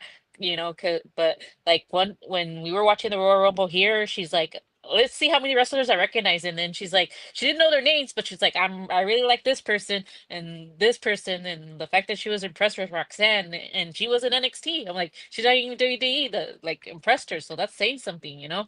Like See? Roman Reigns, you know, the same thing. Like the fact that she like certain wrestlers like that impressed my sister, and she just barely started watching the brand again. So you know, the fact that you know they Nice. were very interested in the Royal Rumble, you know, was a win for us. So maybe we could try to convince her. Nice. I am actually pretty excited to go to Worlds Collide. I don't watch Lucha Libre. I've never seen Tipa at all or CMLL. So pretty excited, you know. Yeah, I got the combo tickets, so I'm going to both Money in the Bank and Worlds Collide. Should be fun. Yeah, we're wanting to go to Petco when it's in San Diego. That one we're also looking forward to. Oh yeah. Oh, the Survivor Series. Yeah, for Survivor Series, especially you know after like our WrestleMania, Las Vegas. You know, it's like, woo, Were you like guys high? huh? Were you guys high? Oh, like the first night, I think like we all felt it when everybody was saying the first night, like the crowd wasn't into it. We were like, yeah, we can vouch that we weren't really into it because I was tired. We woke up early to go to the NXT stand and deliver, and then afterwards we went to get my signature with Steve Austin, and then we had to go back to the Allegiant Stadium. So like by 8, I was like already falling. Like by the time we got to the arena, I was like, I'm tired. I'm Andabas sleepy. cabeceando? Yeah, I was like, I'm tired. I just want to go sleep. So I think I like when people were talking about like how night one, like, a lot of the crowd, I think a lot of the crowd, I think were at the signings, and like they probably also went to NXT. So most of their energy was already like used for NXT. So like they were by then they were just tired. Yeah. I actually want to go to Petco as well. I want to go to Petco Park. It's interesting. Survivor Series, it doesn't say War Games this year, so that caught my attention right away. Yeah, I'm wondering if it's going to be a interpromotional thing, you know, like the battle of the brands with the partnerships and everything. Maybe we'll get a AAA odd team, an NXT team, a TNA team. You definitely have to feature Rey Mysterio, Dominic Mysterio, and maybe Nia Jax, because all three of them are from San Diego. Mm-hmm. Oh my God, imagine the pop when Dom comes out if he's still champion by then. Oh my God. Especially from his hometown where he grew up. Yeah. All right, Emmanuel, your thoughts on Caden and Katana? For future reference for any WWE wrestler, if WWE Creative gives you a party theme gimmick, say no. That's all I have to say. Say no. No way, Jose. The Rosebuds. Naomi's disco thing. Even though it was popular, it didn't take her anywhere. And this is the Party Girls. It had its run, but they needed to change their gimmick after that title run. And since they never did, they suffered. It's simple enough. Like it's sad. It's like they're a great team. It's just like they needed to have a different storyline, different gimmick, something to develop their characters. So it's one of those things. Like I could see why they got released. It's like the fans cheer somewhat. Like it, like you heard some people cheering. But it's one of those things. They need more TV time. They need a better gimmick out of their characters after their first WWE Tag Team Championship run. And it's just one of those things. Like TNA is going to benefit out of this, and with this, like I mean, JJ, I got a question for you. Like, we've been always been saying, crossing the line, crossing the line. Is this a storyline from TNA and WWE working together, saying like this is what making the catchphrase they cross the line make it mean more, make it more serious than it is. I think they're using it now as a storyline in a way to make it mean more, but Cross the line has been a slogan for TNA going back to like the 2010s. You know, it was even part of their old Impact theme song. You know, so I think they just tried to, when they resurrected the TNA brand name, I think they tried to resurrect the slogan, and especially once they started the crossover with Kazarian and Hendry and everything and Jordan Grace, it's like, wait a minute, we can start using the slogan again, and it actually means something because people are crossing from TNA to NXT and from NXT to TNA. So resurrect Cross the Line.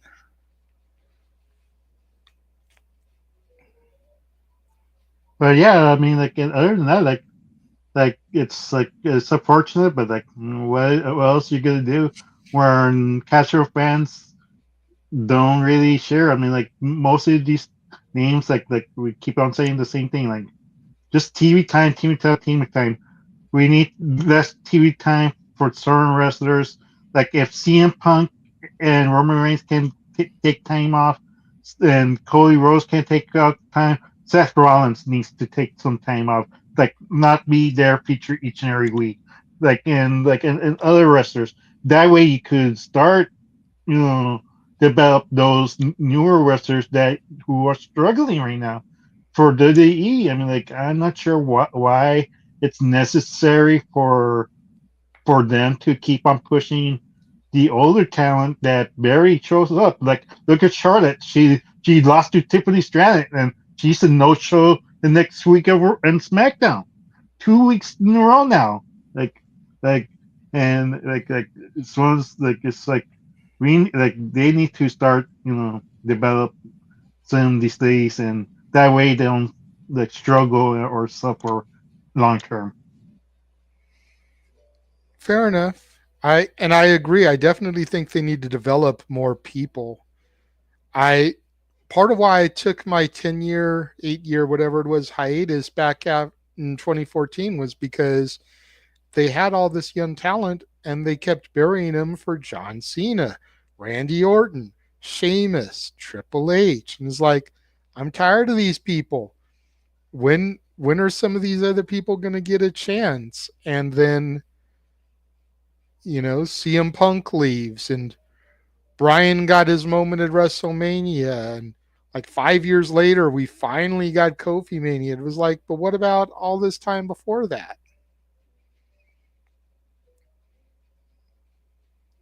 We did get another super chat here from our Canadian friend, Ash.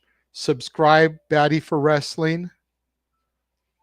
With the releases separating tag teams in the women's division, are there enough women to create new teams, or should the company remove the titles? Because this leads to what I thought was going to happen. I was under the impression at Stand and Deliver that Jakara and Lash were going to win the pre-show match, go on to the NXT after Stand and Deliver and dethrone Liv and Raquel. Then go to Rebellion as the NXT Tag Champions and win the Fatal 4-Way, taking the straps off of the Elegances. Then you unify the titles. That's what I thought was going to happen. Gigi and Tatum won. Okay, cool. They're going to be in the Fatal 4-Way match. They can dethrone Liv and Raquel. And then, but they did the thing with Becky and Lyra at Mania. So they weren't going to give Liv and Raquel a 24-hour title reign. You know, just have them win the belts back on Raw to lose them again on NXT. That doesn't make sense. But that leads into what I thought was going to happen at Rebellion.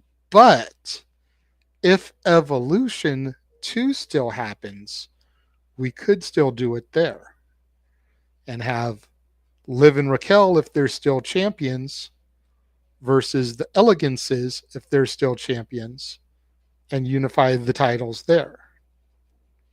And I only would say keep the titles on Ash and Heather for now, because Ash was Dana Brooke, I believe Dana Brooke was on the original Evolution pay-per-view.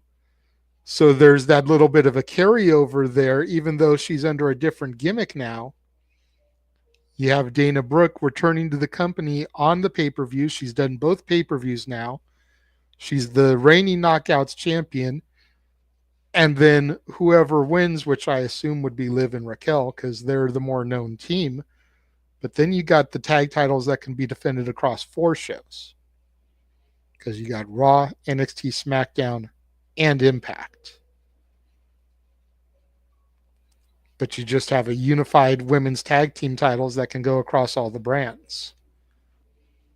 I think it would make more sense for a TNA team or an NXT team to do it, because there's more of a partnership with NXT than there is main roster. But if there was ever an opportunity to do a main roster match like that, that's when you do it. But I definitely think WWE should consider either retiring or unifying the title with the TNA Knockouts tag titles, especially, as Datilla said when she came on, the Knockouts tag division is suffering as well. So you unify the titles, and then you bring the established women's tag teams that are on the main roster into the picture, like the Secret Hervis. You've got Piper and Alba that can cross the line. You've got BFAB and Michin. You've got it's looking like Trinity and Naya, and a new female bloodline starting. You've got, until we know what Bianca's side is, there's Bianca and Jade that still could technically do tag team work. Then you've got the ones in NXT. You've got Fatal Influence. You know, I think it opens up a lot more doors to unify the titles. Yes, Emmanuel, I see your hand up. Yeah, like you mentioned, JJ, but none of them are really baby-face tag team. Like right now, Liv and Raquel is it heals. Like it's one of those things. Like I think they should really just put the plug once Liv comes back for filming. Like just simply retire it, because I don't know. Like you mentioned Jade and Bianca, but I don't think that's the direction. I think at this point they want Jade to be solo, and Bianca's gonna do her own thing, and it's basically time, unless they want to do the Bianca and Last Legend, but it's the same problem. Like it's kind of like, do you really want like Bianca do another tag team with a different lady this time? So it's time. I could see Lash and Jade together, and Jade kind of redoing the baddies gimmick that she did in AEW, and have Lash be the first baddie, because I feel like she would fit. We also have got Asuka and Kairi. Once they come back, they would probably be baby faces. Chat room is reminding us about Julia and Roxanne, but they've only teamed like once or twice. I don't really count them as a team yet. We'd have to see some more development from them. Bayley and Lyra, possibly, since Becky turned on Lyra. Maybe Lyra go back to Bayley.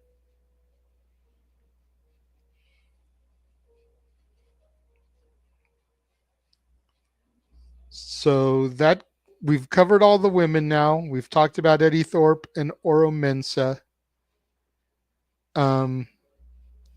The last one that I discovered, and the only one that's not in the graphic, because I literally found out about it as we were getting ready to go live.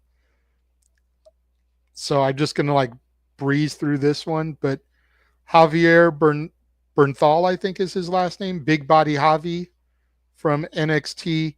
He was doing some stuff there for a while, got injured, and then when he came back from injury, he was in Evolve. Had some decent matches in Evolve, but now they're cutting him again. I thought he had some potential, some personality, but that injury, I think, is probably what did it in with him, because they were really starting to build momentum with him, and then the injury set him back. Does anybody have anything they want to offer on Big Body Javi? Go ahead, Arlene. No, I was gonna say, did you already talk about Riley Osborne? Because he got released too. I was going to get to him next. I know Oh, you okay. were probably chomping at the bit to talk about one of my Chase U guys getting released, but no, I didn't want to forget about Javi because, like I said, Okay. he's not in the graphic, and I have the graphic up in like a side mirror here, so I can remember who we need to talk about still. So I just didn't want to forget about him because he's not in that. So, Oh, okay. I just wasn't sure whether you didn't know about it or not. That's why I was oh gonna. no, no, no! Trust me, I knew Riley was released. Pained my soul a little bit, especially seeing the Chase U's starting to come back, much to your chagrin. I know. You sitting there like Ridge Holland tweeting like, "Excuse me, I thought I disbanded you, and now you're coming back." Yeah, Gigi would be in a coma if they really stay at hell. Don't start. Don't start. We're seeing people from Stand and Deliver getting cut. Don't even speak it into the ether, Datilla. Okay. I have her Chase U variant action figure in my eBay shopping cart, just waiting to pull the trigger when I get paid on Monday. Don't make me don't make her get released and then that figure jacks up in price because she gets cut. But yeah, Sorry. that pained me a little bit because obviously Duke got released the last round of cuts. Riley is gone this time. That leaves just Andre Chase and Thea as OGs that are still with the company. Thea thankfully looks like she's reinventing her gimmick, kind of going to the grown ass woman that JC was trying to bring out of her without turning heel, which is what Arlene wanted the entire time. Chase is rebuilding Chase University, has new students. So let's not speak that, but Riley Osborne, since Arlene brought it up, I'll go ahead and let her go on about it because I know she just must be overjoyed that someone from Chase U is gone. Before Arlene goes, I gotta go. Sorry for leaving a little bit early, but I got stuff I got to attend to, so I It's gotta okay. go. Yeah. Have a Bye, great Go ahead. night, Datilla. everybody. Power down. I'm gonna power down now. Bye. Bye. We're back to 3. Yep. No, I actually when I saw his name, I was surprised because when I saw Andre Chase, um, like have his shirt back with the Chase U, I thought for sure that they were gonna bring him back to the Chase U, school. So I felt like, oh wow, like maybe now they'll try to get Riley to come back to the school and everything like that, and he'll be back on NXT because he was on Evolve, and stuff. But the fact that he got let go, I was kind of surprised because I thought maybe by some chance they were gonna maybe bring him back for Chase U, but the fact that they didn't, maybe I don't know. That one was kind of um like the other two guys that have been trying to push Andre Chase. I don't know who they are. Like, so the fact that they were the ones to talk him back, I'm surprised they didn't use Riley Osborne to try to kind of like talk to him about coming back, and then them teaming up again. I felt like Riley Osborne was a good wrestler and stuff, and and maybe like branch out on his own eventually, but not right now. But yeah, it does seem like Thea's gonna be on her own, like you said. Like she's gonna be out on her own. She's not gonna be part of Chase U. So I'm wondering what they're gonna go with this Chase U. Are they gonna get Rich involved again? I don't know where the storyline's gonna go again. Like I just this whole. I mean, you know, I hope they know what they're doing with this, bringing them back, and not like just go with it for a little bit and then kill it again. Because like there's a lot of people that could use like that rub, and have that person to like kind of like bring them to that next level and stuff. And I thought like Riley was one of the ones that was one of the shining pupils besides Sia. That like I did see like they were getting that mentorship and everything like that were benefiting from that school and stuff. So it just seemed like kind of odd that they wouldn't want to kind of bring him back so he could be back, or maybe I don't know. Like it just seemed kind of surprising that they didn't try to put him back into the university. Maybe they just didn't believe in him or didn't see anything in him. But I hope he goes somewhere where he will be able to showcase. Because like I always thought he was a good wrestler, and I felt like he was one of the ones that eventually would graduate from the university and be on his own. But I felt like that Chase U thing was helping him. I know, shocker, JJ, you're surprised what's coming out of my mouth, but at the I end of the day, I am. think I'm gonna at the have end of to the clip day, this for the highlight reel. I mean, you can, but it's him and Thea were the one. I mean, Duke. I mean, like I thought eventually Duke was probably going to be one of the first ones to turn. So when he left, I was like, wow, like okay. And then then I saw like Riley Osborne on Evolve. I was like, really? They're not going to try to have him like maybe try to talk to Chase U, like because he was one of the star pupils. Like he could have easily talked to Andre Chase and said, "You were one of the ones that believed me, kept pushing me, and you're just gonna let Reg, get away from with that and stuff." And I felt like he could have been one of the ones to maybe like you took down the one thing that like main like the one member the mentorship place that helped me be the star that I am today, and maybe like defeat like if I win, they could have added that stipulation like if I win, bring back the university, and then he brings in Andre Trace. I help you, you helped me, now I'm helping you, and the fact that they didn't use that storyline or include him back into this Chase U storyline just boggles me because like I said, like I don't know any of the new ones on the Chase U. These the other two that we're talking about Andre Chase bringing, I don't know who they are.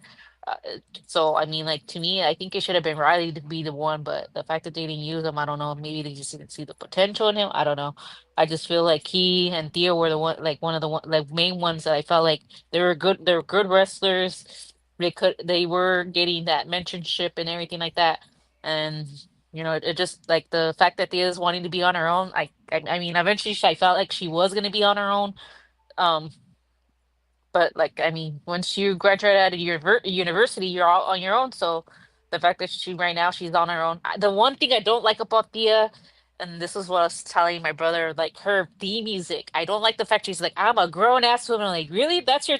I think she needs to change her entrance music. But besides that, like, I think Thea's a good wrestler and everything like that. She was one of the ones that impressed me.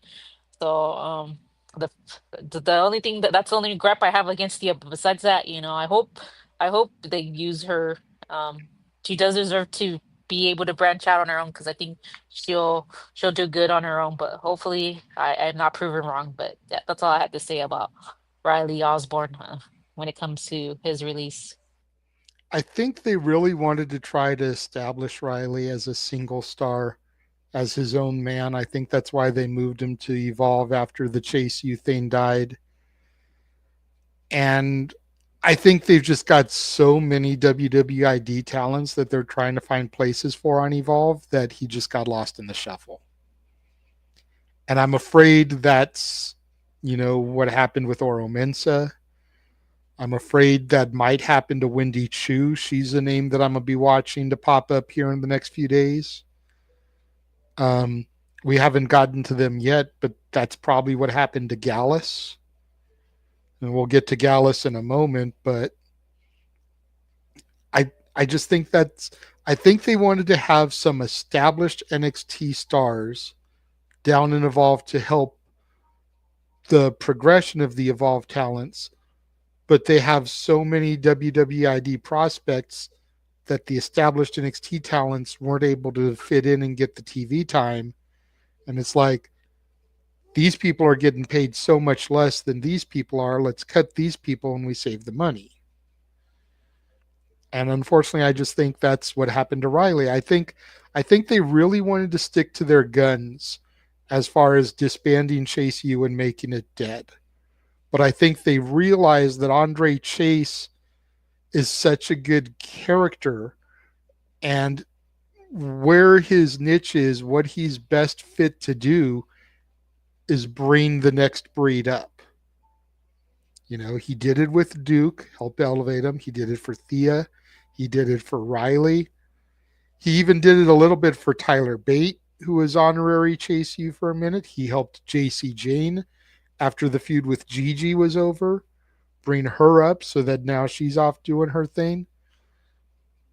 Andre Chase is so good in that mentor role that he really deserves to be on TV. And if resurrecting Chase U with a new class, kind of like Saved by the Bell, the new class, then that's what they had to do. But at least Duke, Thea, and Riley aren't a part of it anymore.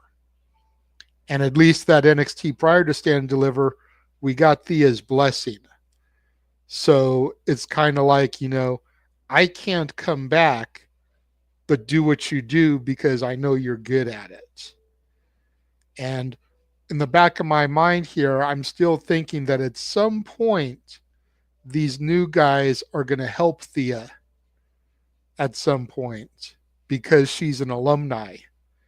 We'll see her struggling. We'll see her getting beat down or something.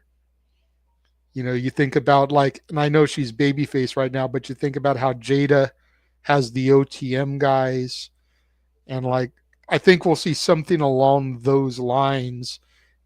Izzy has got the culling guys. Something's going to happen where Thea's going to get surrounded by some of these other guys while fighting a girl. And Andre Chase and the new crew are going to come out to help her. That's what I see in my head with her. And she won't be affiliated with them still, but as an alumni, they're there for her. And unfortunately, Riley just doesn't fit into all that. Emmanuel, your thoughts on Riley? What were we talking about originally? Riley Osborne. No, before Riley Osborne, because my sister didn't know who was the guy who you mentioned before. Oh, Javi, big body Javi. Yeah, you just with that name, like me and my sister, and like if he's involved, then we got no idea who he is. It's one of those all right, I guess it didn't plan out for him. It's one of the things it's we're not gonna cry about him, but it's unfortunate for him. But Riley Osborne is a victim. A. Thorpe is a victim of Obafemi. He killed the breakout tournament. And who was in the breakout tournament? A. Thorpe, Alex Riley. Seeing the potential of Obafemi, they say, damn, we really got it nailed. So now Obafemi raised the bar to here. And unfortunately for them, they just couldn't jump that hurdle that Oba set. And it's one of those things he's a great high flyer. He might go to AEW at this point, not gonna lie to you. He fits like a glove, knowing his age, the high flying spots and everything like that. What about going to TNA for the X division, though? Yeah, even the X division, that's fine as well. But I was just saying, one of those two fits him perfectly because it's one of the high flyer spots, best that, and he will fit in like a glove. There's no doubt that he's going to be safe. And for me, it's one of those things why break up a university just to bring it back? It's one of those things they just break up just to release, do cuts and just to release Alex, right? Just to create more rust. But these two young people who want to Andre Chase to keep Chase U running, that's one of the it's one of those things where is this going?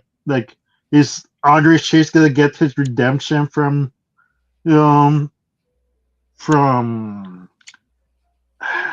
what's his name?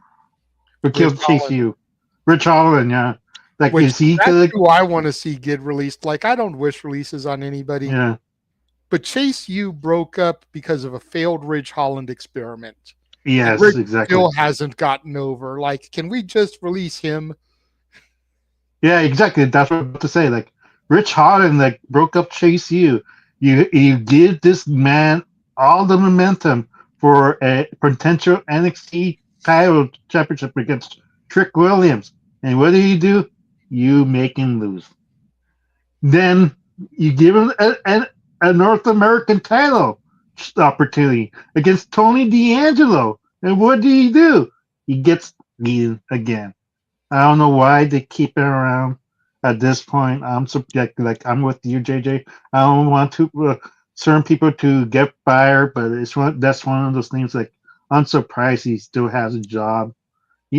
And I guess Big E gave him the blessing. It was not his fault, and that's why he still has a job. But it's one of those things. Like there's a lot of wrestlers, man and female, that you could say, "Oh, I'm surprised they survived," and so on. Like and there's so many so talented people that apparently they didn't get the opportunity or fans didn't get behind them. So Alex Riley is gonna be fine in the future. He has a bright future, but like I said, Ova Femi really put that bar, and now NXT is kind of expecting the next breakout tournament the same results. If you could be like Oba, we gotta push you to the moon. If not, you're gonna have to prove more because they're not gonna cut. We have high expectations from you. Yeah. All right. That leaves 4 names left. And we'll knock 3 of them out right out the gate by taking care of Gallus. I mentioned we'd come back to him. Again, Gallus, NXT UK, came over to NXT proper. They helped Dwayne Johnson get ready for his match at Mania last year. There were pictures floating around of Gallus and The Rock working out together, getting him back in shape for the match he had teaming with Roman against Cody and Seth. And how do they get rewarded for helping The Rock? They get put on Evolve. And then to top that off, 2 months after Evolve begins, they get released. Good job there, guys. You helped The Rock, and he got you fired. This is the one that I really wanted Noah to be here for because I know how much he loves the Gallus boys. And it took a long time for me to get into Gallus. I wasn't sold on them right away, but eventually I came around. From just a sheer worker aspect, this sucks because they should have been on the main roster. They deserve to be in the tag division, having matches with the Creed brothers, having matches with DIY, having matches with the Prophets. Fraxium got called up there. Pretty Deadly got called up there, have barely done anything. You've got Angel and Berto. You've got the LWO. You've got so many teams up there these guys could have been mixing it up with, possibly even had a tag title run by now. And you've just kept them in NXT purgatory. And for what? You've got Gunther up there. You got Kaiser up there. Like, dude, this could have been some insane shit. You could have had Gallus and Sheamus together. And Gallus could have been Sheamus's heavies. Sheamus finally gets his Intercontinental Championship to become Grand Slam, and it's because he's got the Gallus boys as his hitmen. Straight up Gaines of New York type of shit.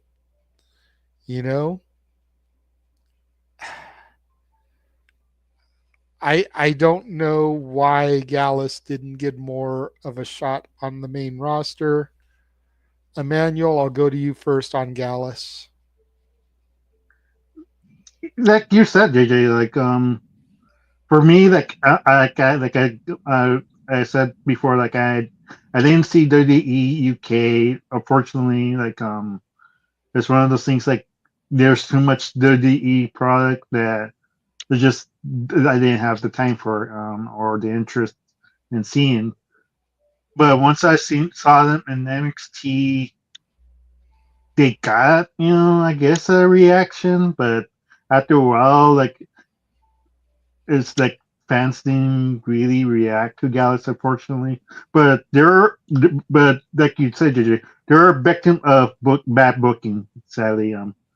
Because they need to get wins, and that's the majority of the reason why they failed in the NXT the E run because they didn't get meaningful wins. Like, and even when they had the three again, like and with Joe Hendry, it just shows you like that's how much they lack the respect for these three gentlemen. Like they they didn't call him up.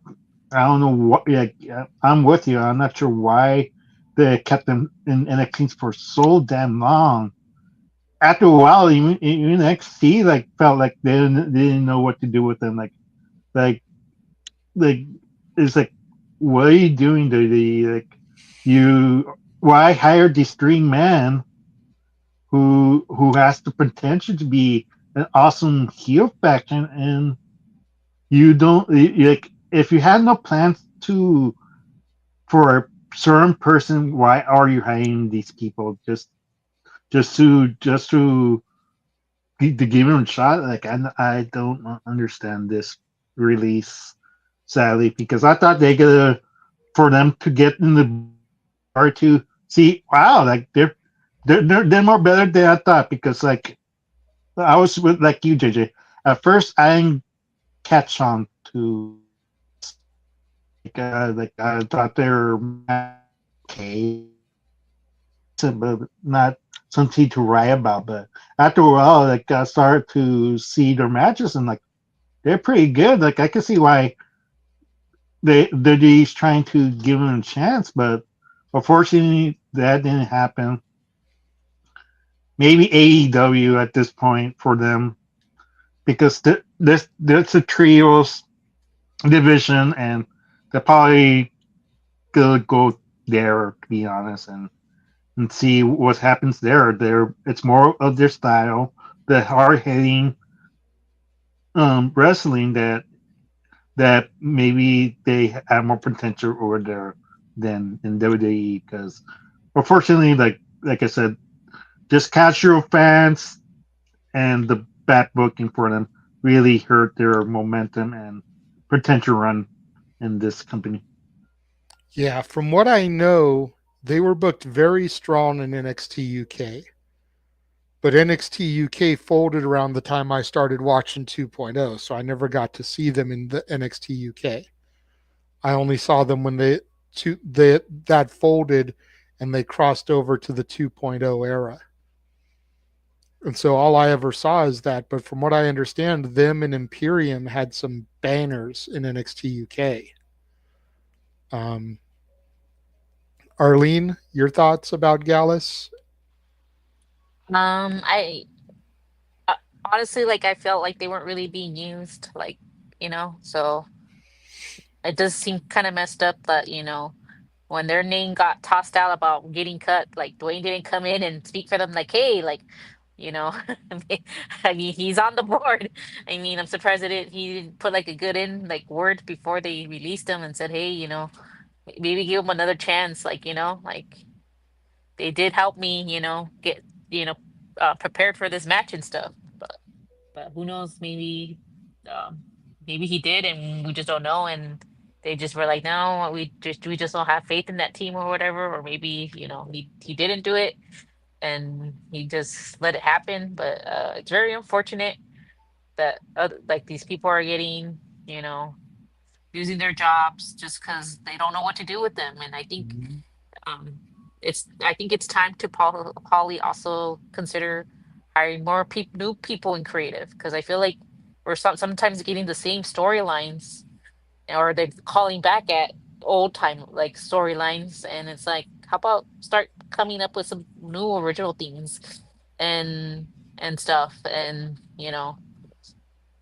but who knows if that's going to be a thing. But like my brother says, I think like since it's three of them, maybe they'll end up going to AEW. I don't know if they'll probably be able to use through all three of them together in TNA.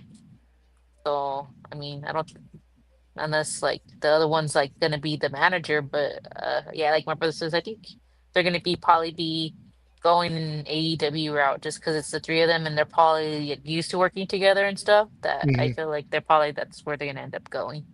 Well, two of them are brothers, Joe and Mark Coffey. I'm not sure if Wolfgang is related to them anyway, if he's like a cousin or something, or if he's just like a longtime ally friend. But Joe and Mark Coffey are brothers, so you've got that going for them right there. But Mark and Wolfgang, to my knowledge, have always been the tag team, and Joe was kind of the solo. Trios makes perfect sense to me. I'll go to you in a second, Emmanuel. I see your hand. I almost wonder if it's the fact that they helped the Rock train that is what led to their release, with this rumor going around of the power struggle between Triple H and Rock.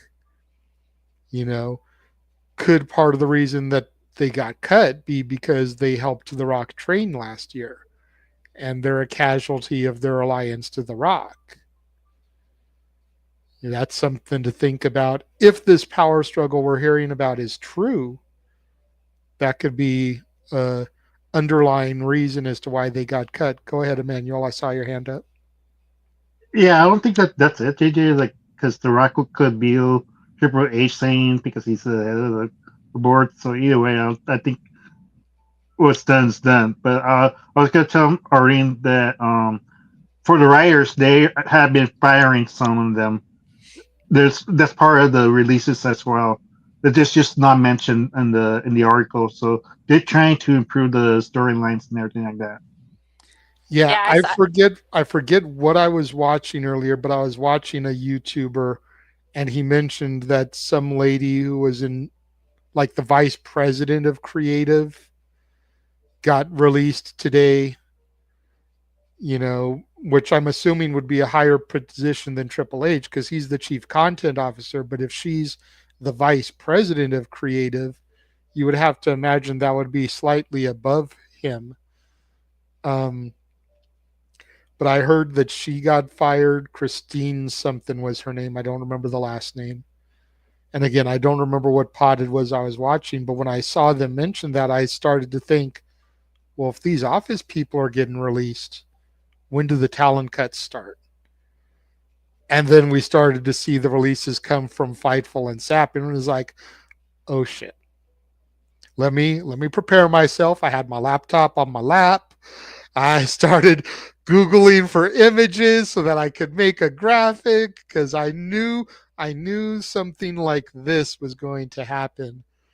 I just wanted to be prepared. So every time I saw something pop up about someone being released, I was looking up an image for them so I could add it to the graphic. Yes, Arlene. I wonder if this is probably going to start being a thing, like, now, like with the whole like spoilers and like people getting released and people claiming that certain wrestlers aren't happy that they're the this is the reason why they're being let go, because like they were the ones that are fighting, like releasing this information to fight for and stuff, like because it has to be someone from the inside giving them this information. They can't just like all of a sudden know who's getting it released. They have someone in the inside. So I'm wondering if WWE starting to like start doing their investigations and be like, okay, we need to start getting rid of these people, because if they keep talking to these people about like spoilers and stuff, and it kind of ruins the magic, I guess you could say, and stuff like that. And if they're not the ones that are releasing this information, maybe they should, because a lot of the times, like what was the one complaint about a lot of people about WrestleMania was that most of these matches were already spoiled for us, so it wasn't much of a surprise. So maybe that's something that WWE should start thinking about if they're watching this right now, and you know, and be like, oh, maybe we should start getting rid of also these people that are releasing all this information, because in the end, it's like they're releasing information that they shouldn't be releasing because we haven't even come out and said it. It just makes Yeah, me wonder. that's fair. Well, the last name to discuss is arguably the biggest man that got released, and that's Braun Strowman. Um, this was slightly surprising to me, mainly because he's been in this rivalry doing stuff with Jacob Fatu, starting to get him established. First as a monster heel, but then Jacob Fatu started getting so over. But I saw Braun kind of being like, and I think it was somebody in the rock and rope space today that mentioned it. I kind of thought of Braun as being like this Kane type of guy who was just, I know he was released in the past and brought back, but I just thought he was going to be around for a good long time. He was going to be that monster big man that you could pull in when you needed him, like Big Show was for a lot of years. Have him beat up some small guy to help get them over as this monster killer. Eventually let the little guy get a big victory.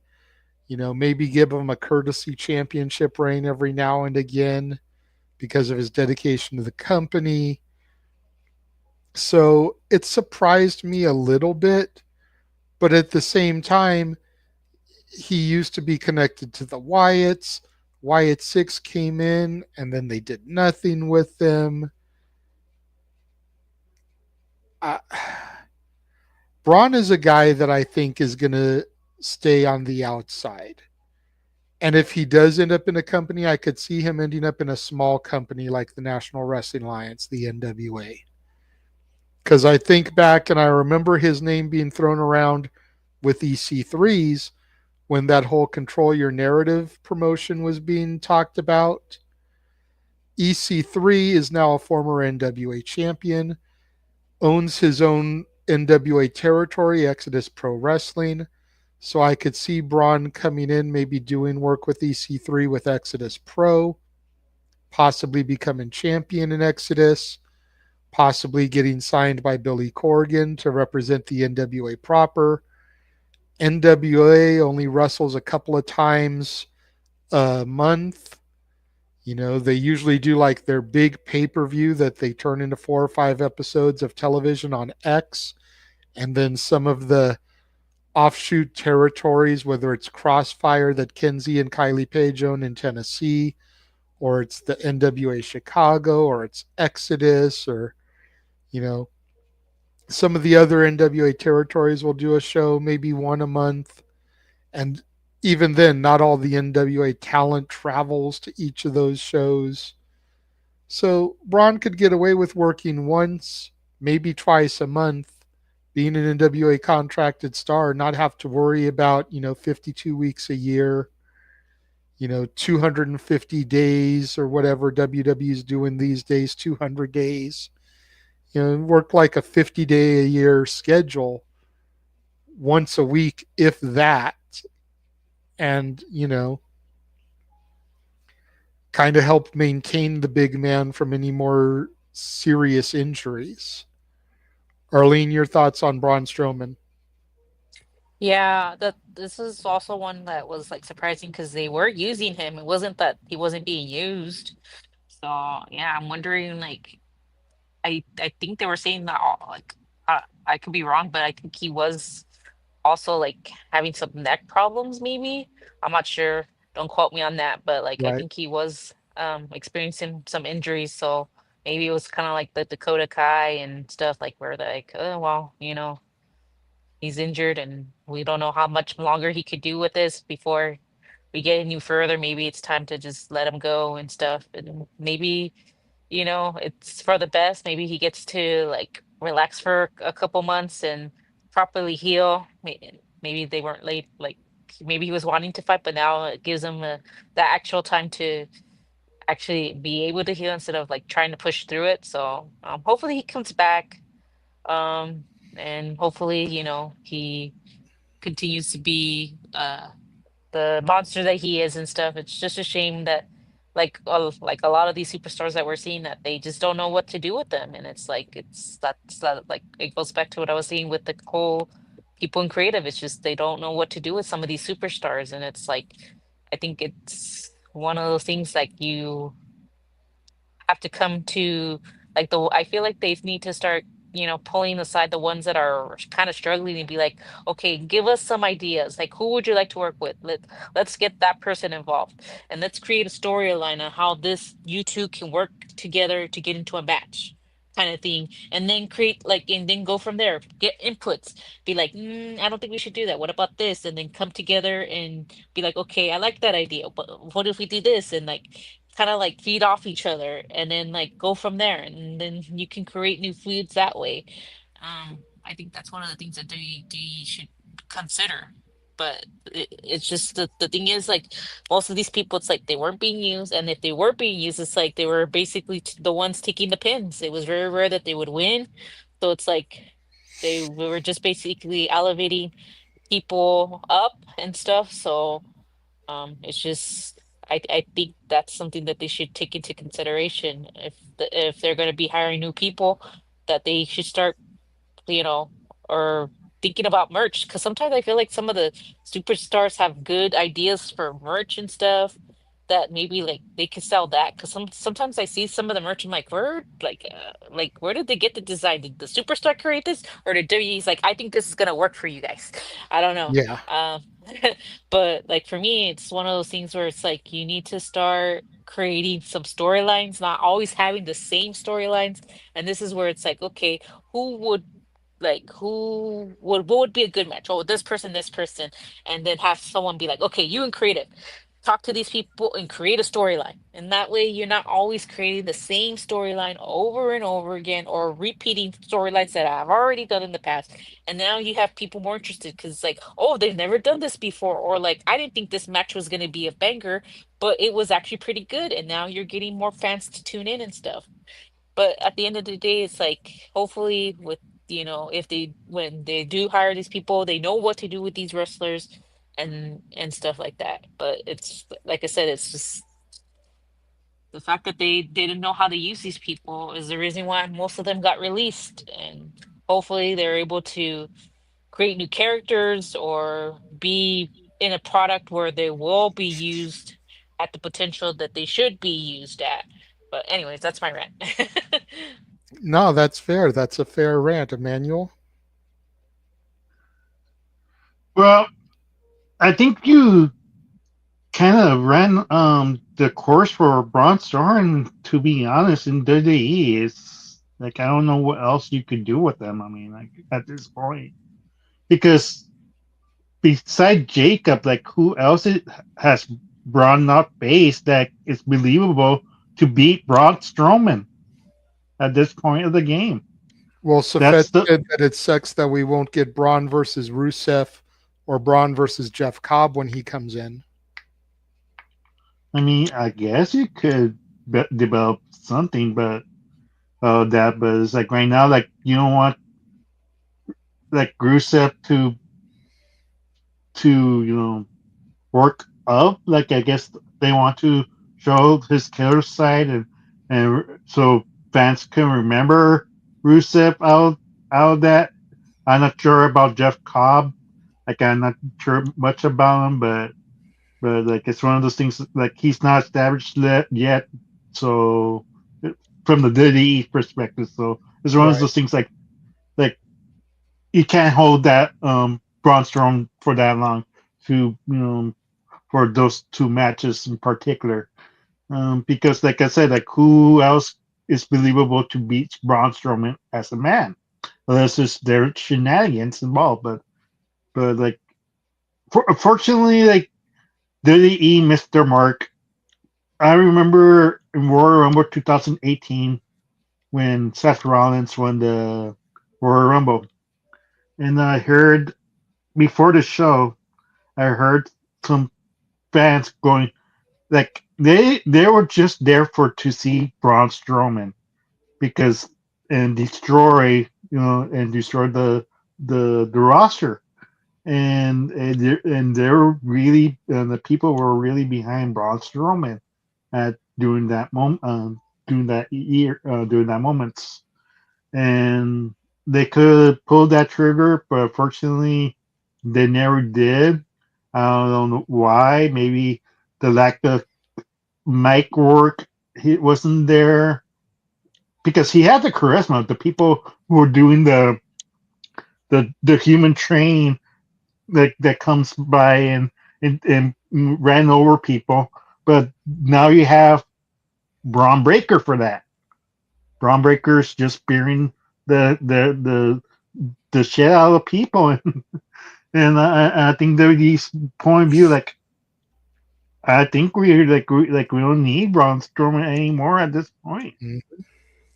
So it's one of those things like he has his time in WWE. Like I don't know what else you could do with a man at this point. Like I agree with you, JJ. Maybe NWA is the way to go because I don't know how much he will fit in AEW or TNA at that. Like I'm not sure where how he fits in. To be honest, in those particular storylines, like it'd be hard to insert him in And because look at go ahead. no, go ahead. You I was first. going to say, and NWA seems to be really good at incorporating giants still. You've got the Immortals with J.R. Kratos and Odinson. You've got Mike Knox and Trevor Murdoch as a team. You've got Alex Hammerstone from TNA who's making his debut at the Crockett Cup. So having a guy like Braun Strowman over there too, hell, maybe you could put Hammerstone and Strowman together. And then you got another big dude team. You've got Blunt Force Trauma over there, two dudes under a mask, one of whom is Rodney Mack, who's married to Jazz. So you've got him over there. You've got some pretty believable hosses over there of all different ages. That's why I think Braun would be perfect. Yeah, because I'm about to say for AEW, like I know that laugh out loud. This wrestler goes to AEW. Look at Powerhouse Hobbs. Look at Warlow. AEW don't know how to book big guys, and if they hire Braun Strowman, they're gonna do the same thing. Then they won't know what to do with this guy. So it's one of those things like I think it's best for him to go to NWA, and the title is prestigious. It's well known. Like there's so many NWA champions that people can remember and name on top of their head just like that.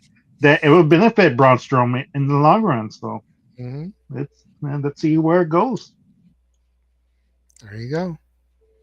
So that wraps it up. That's all the names that have been released so far.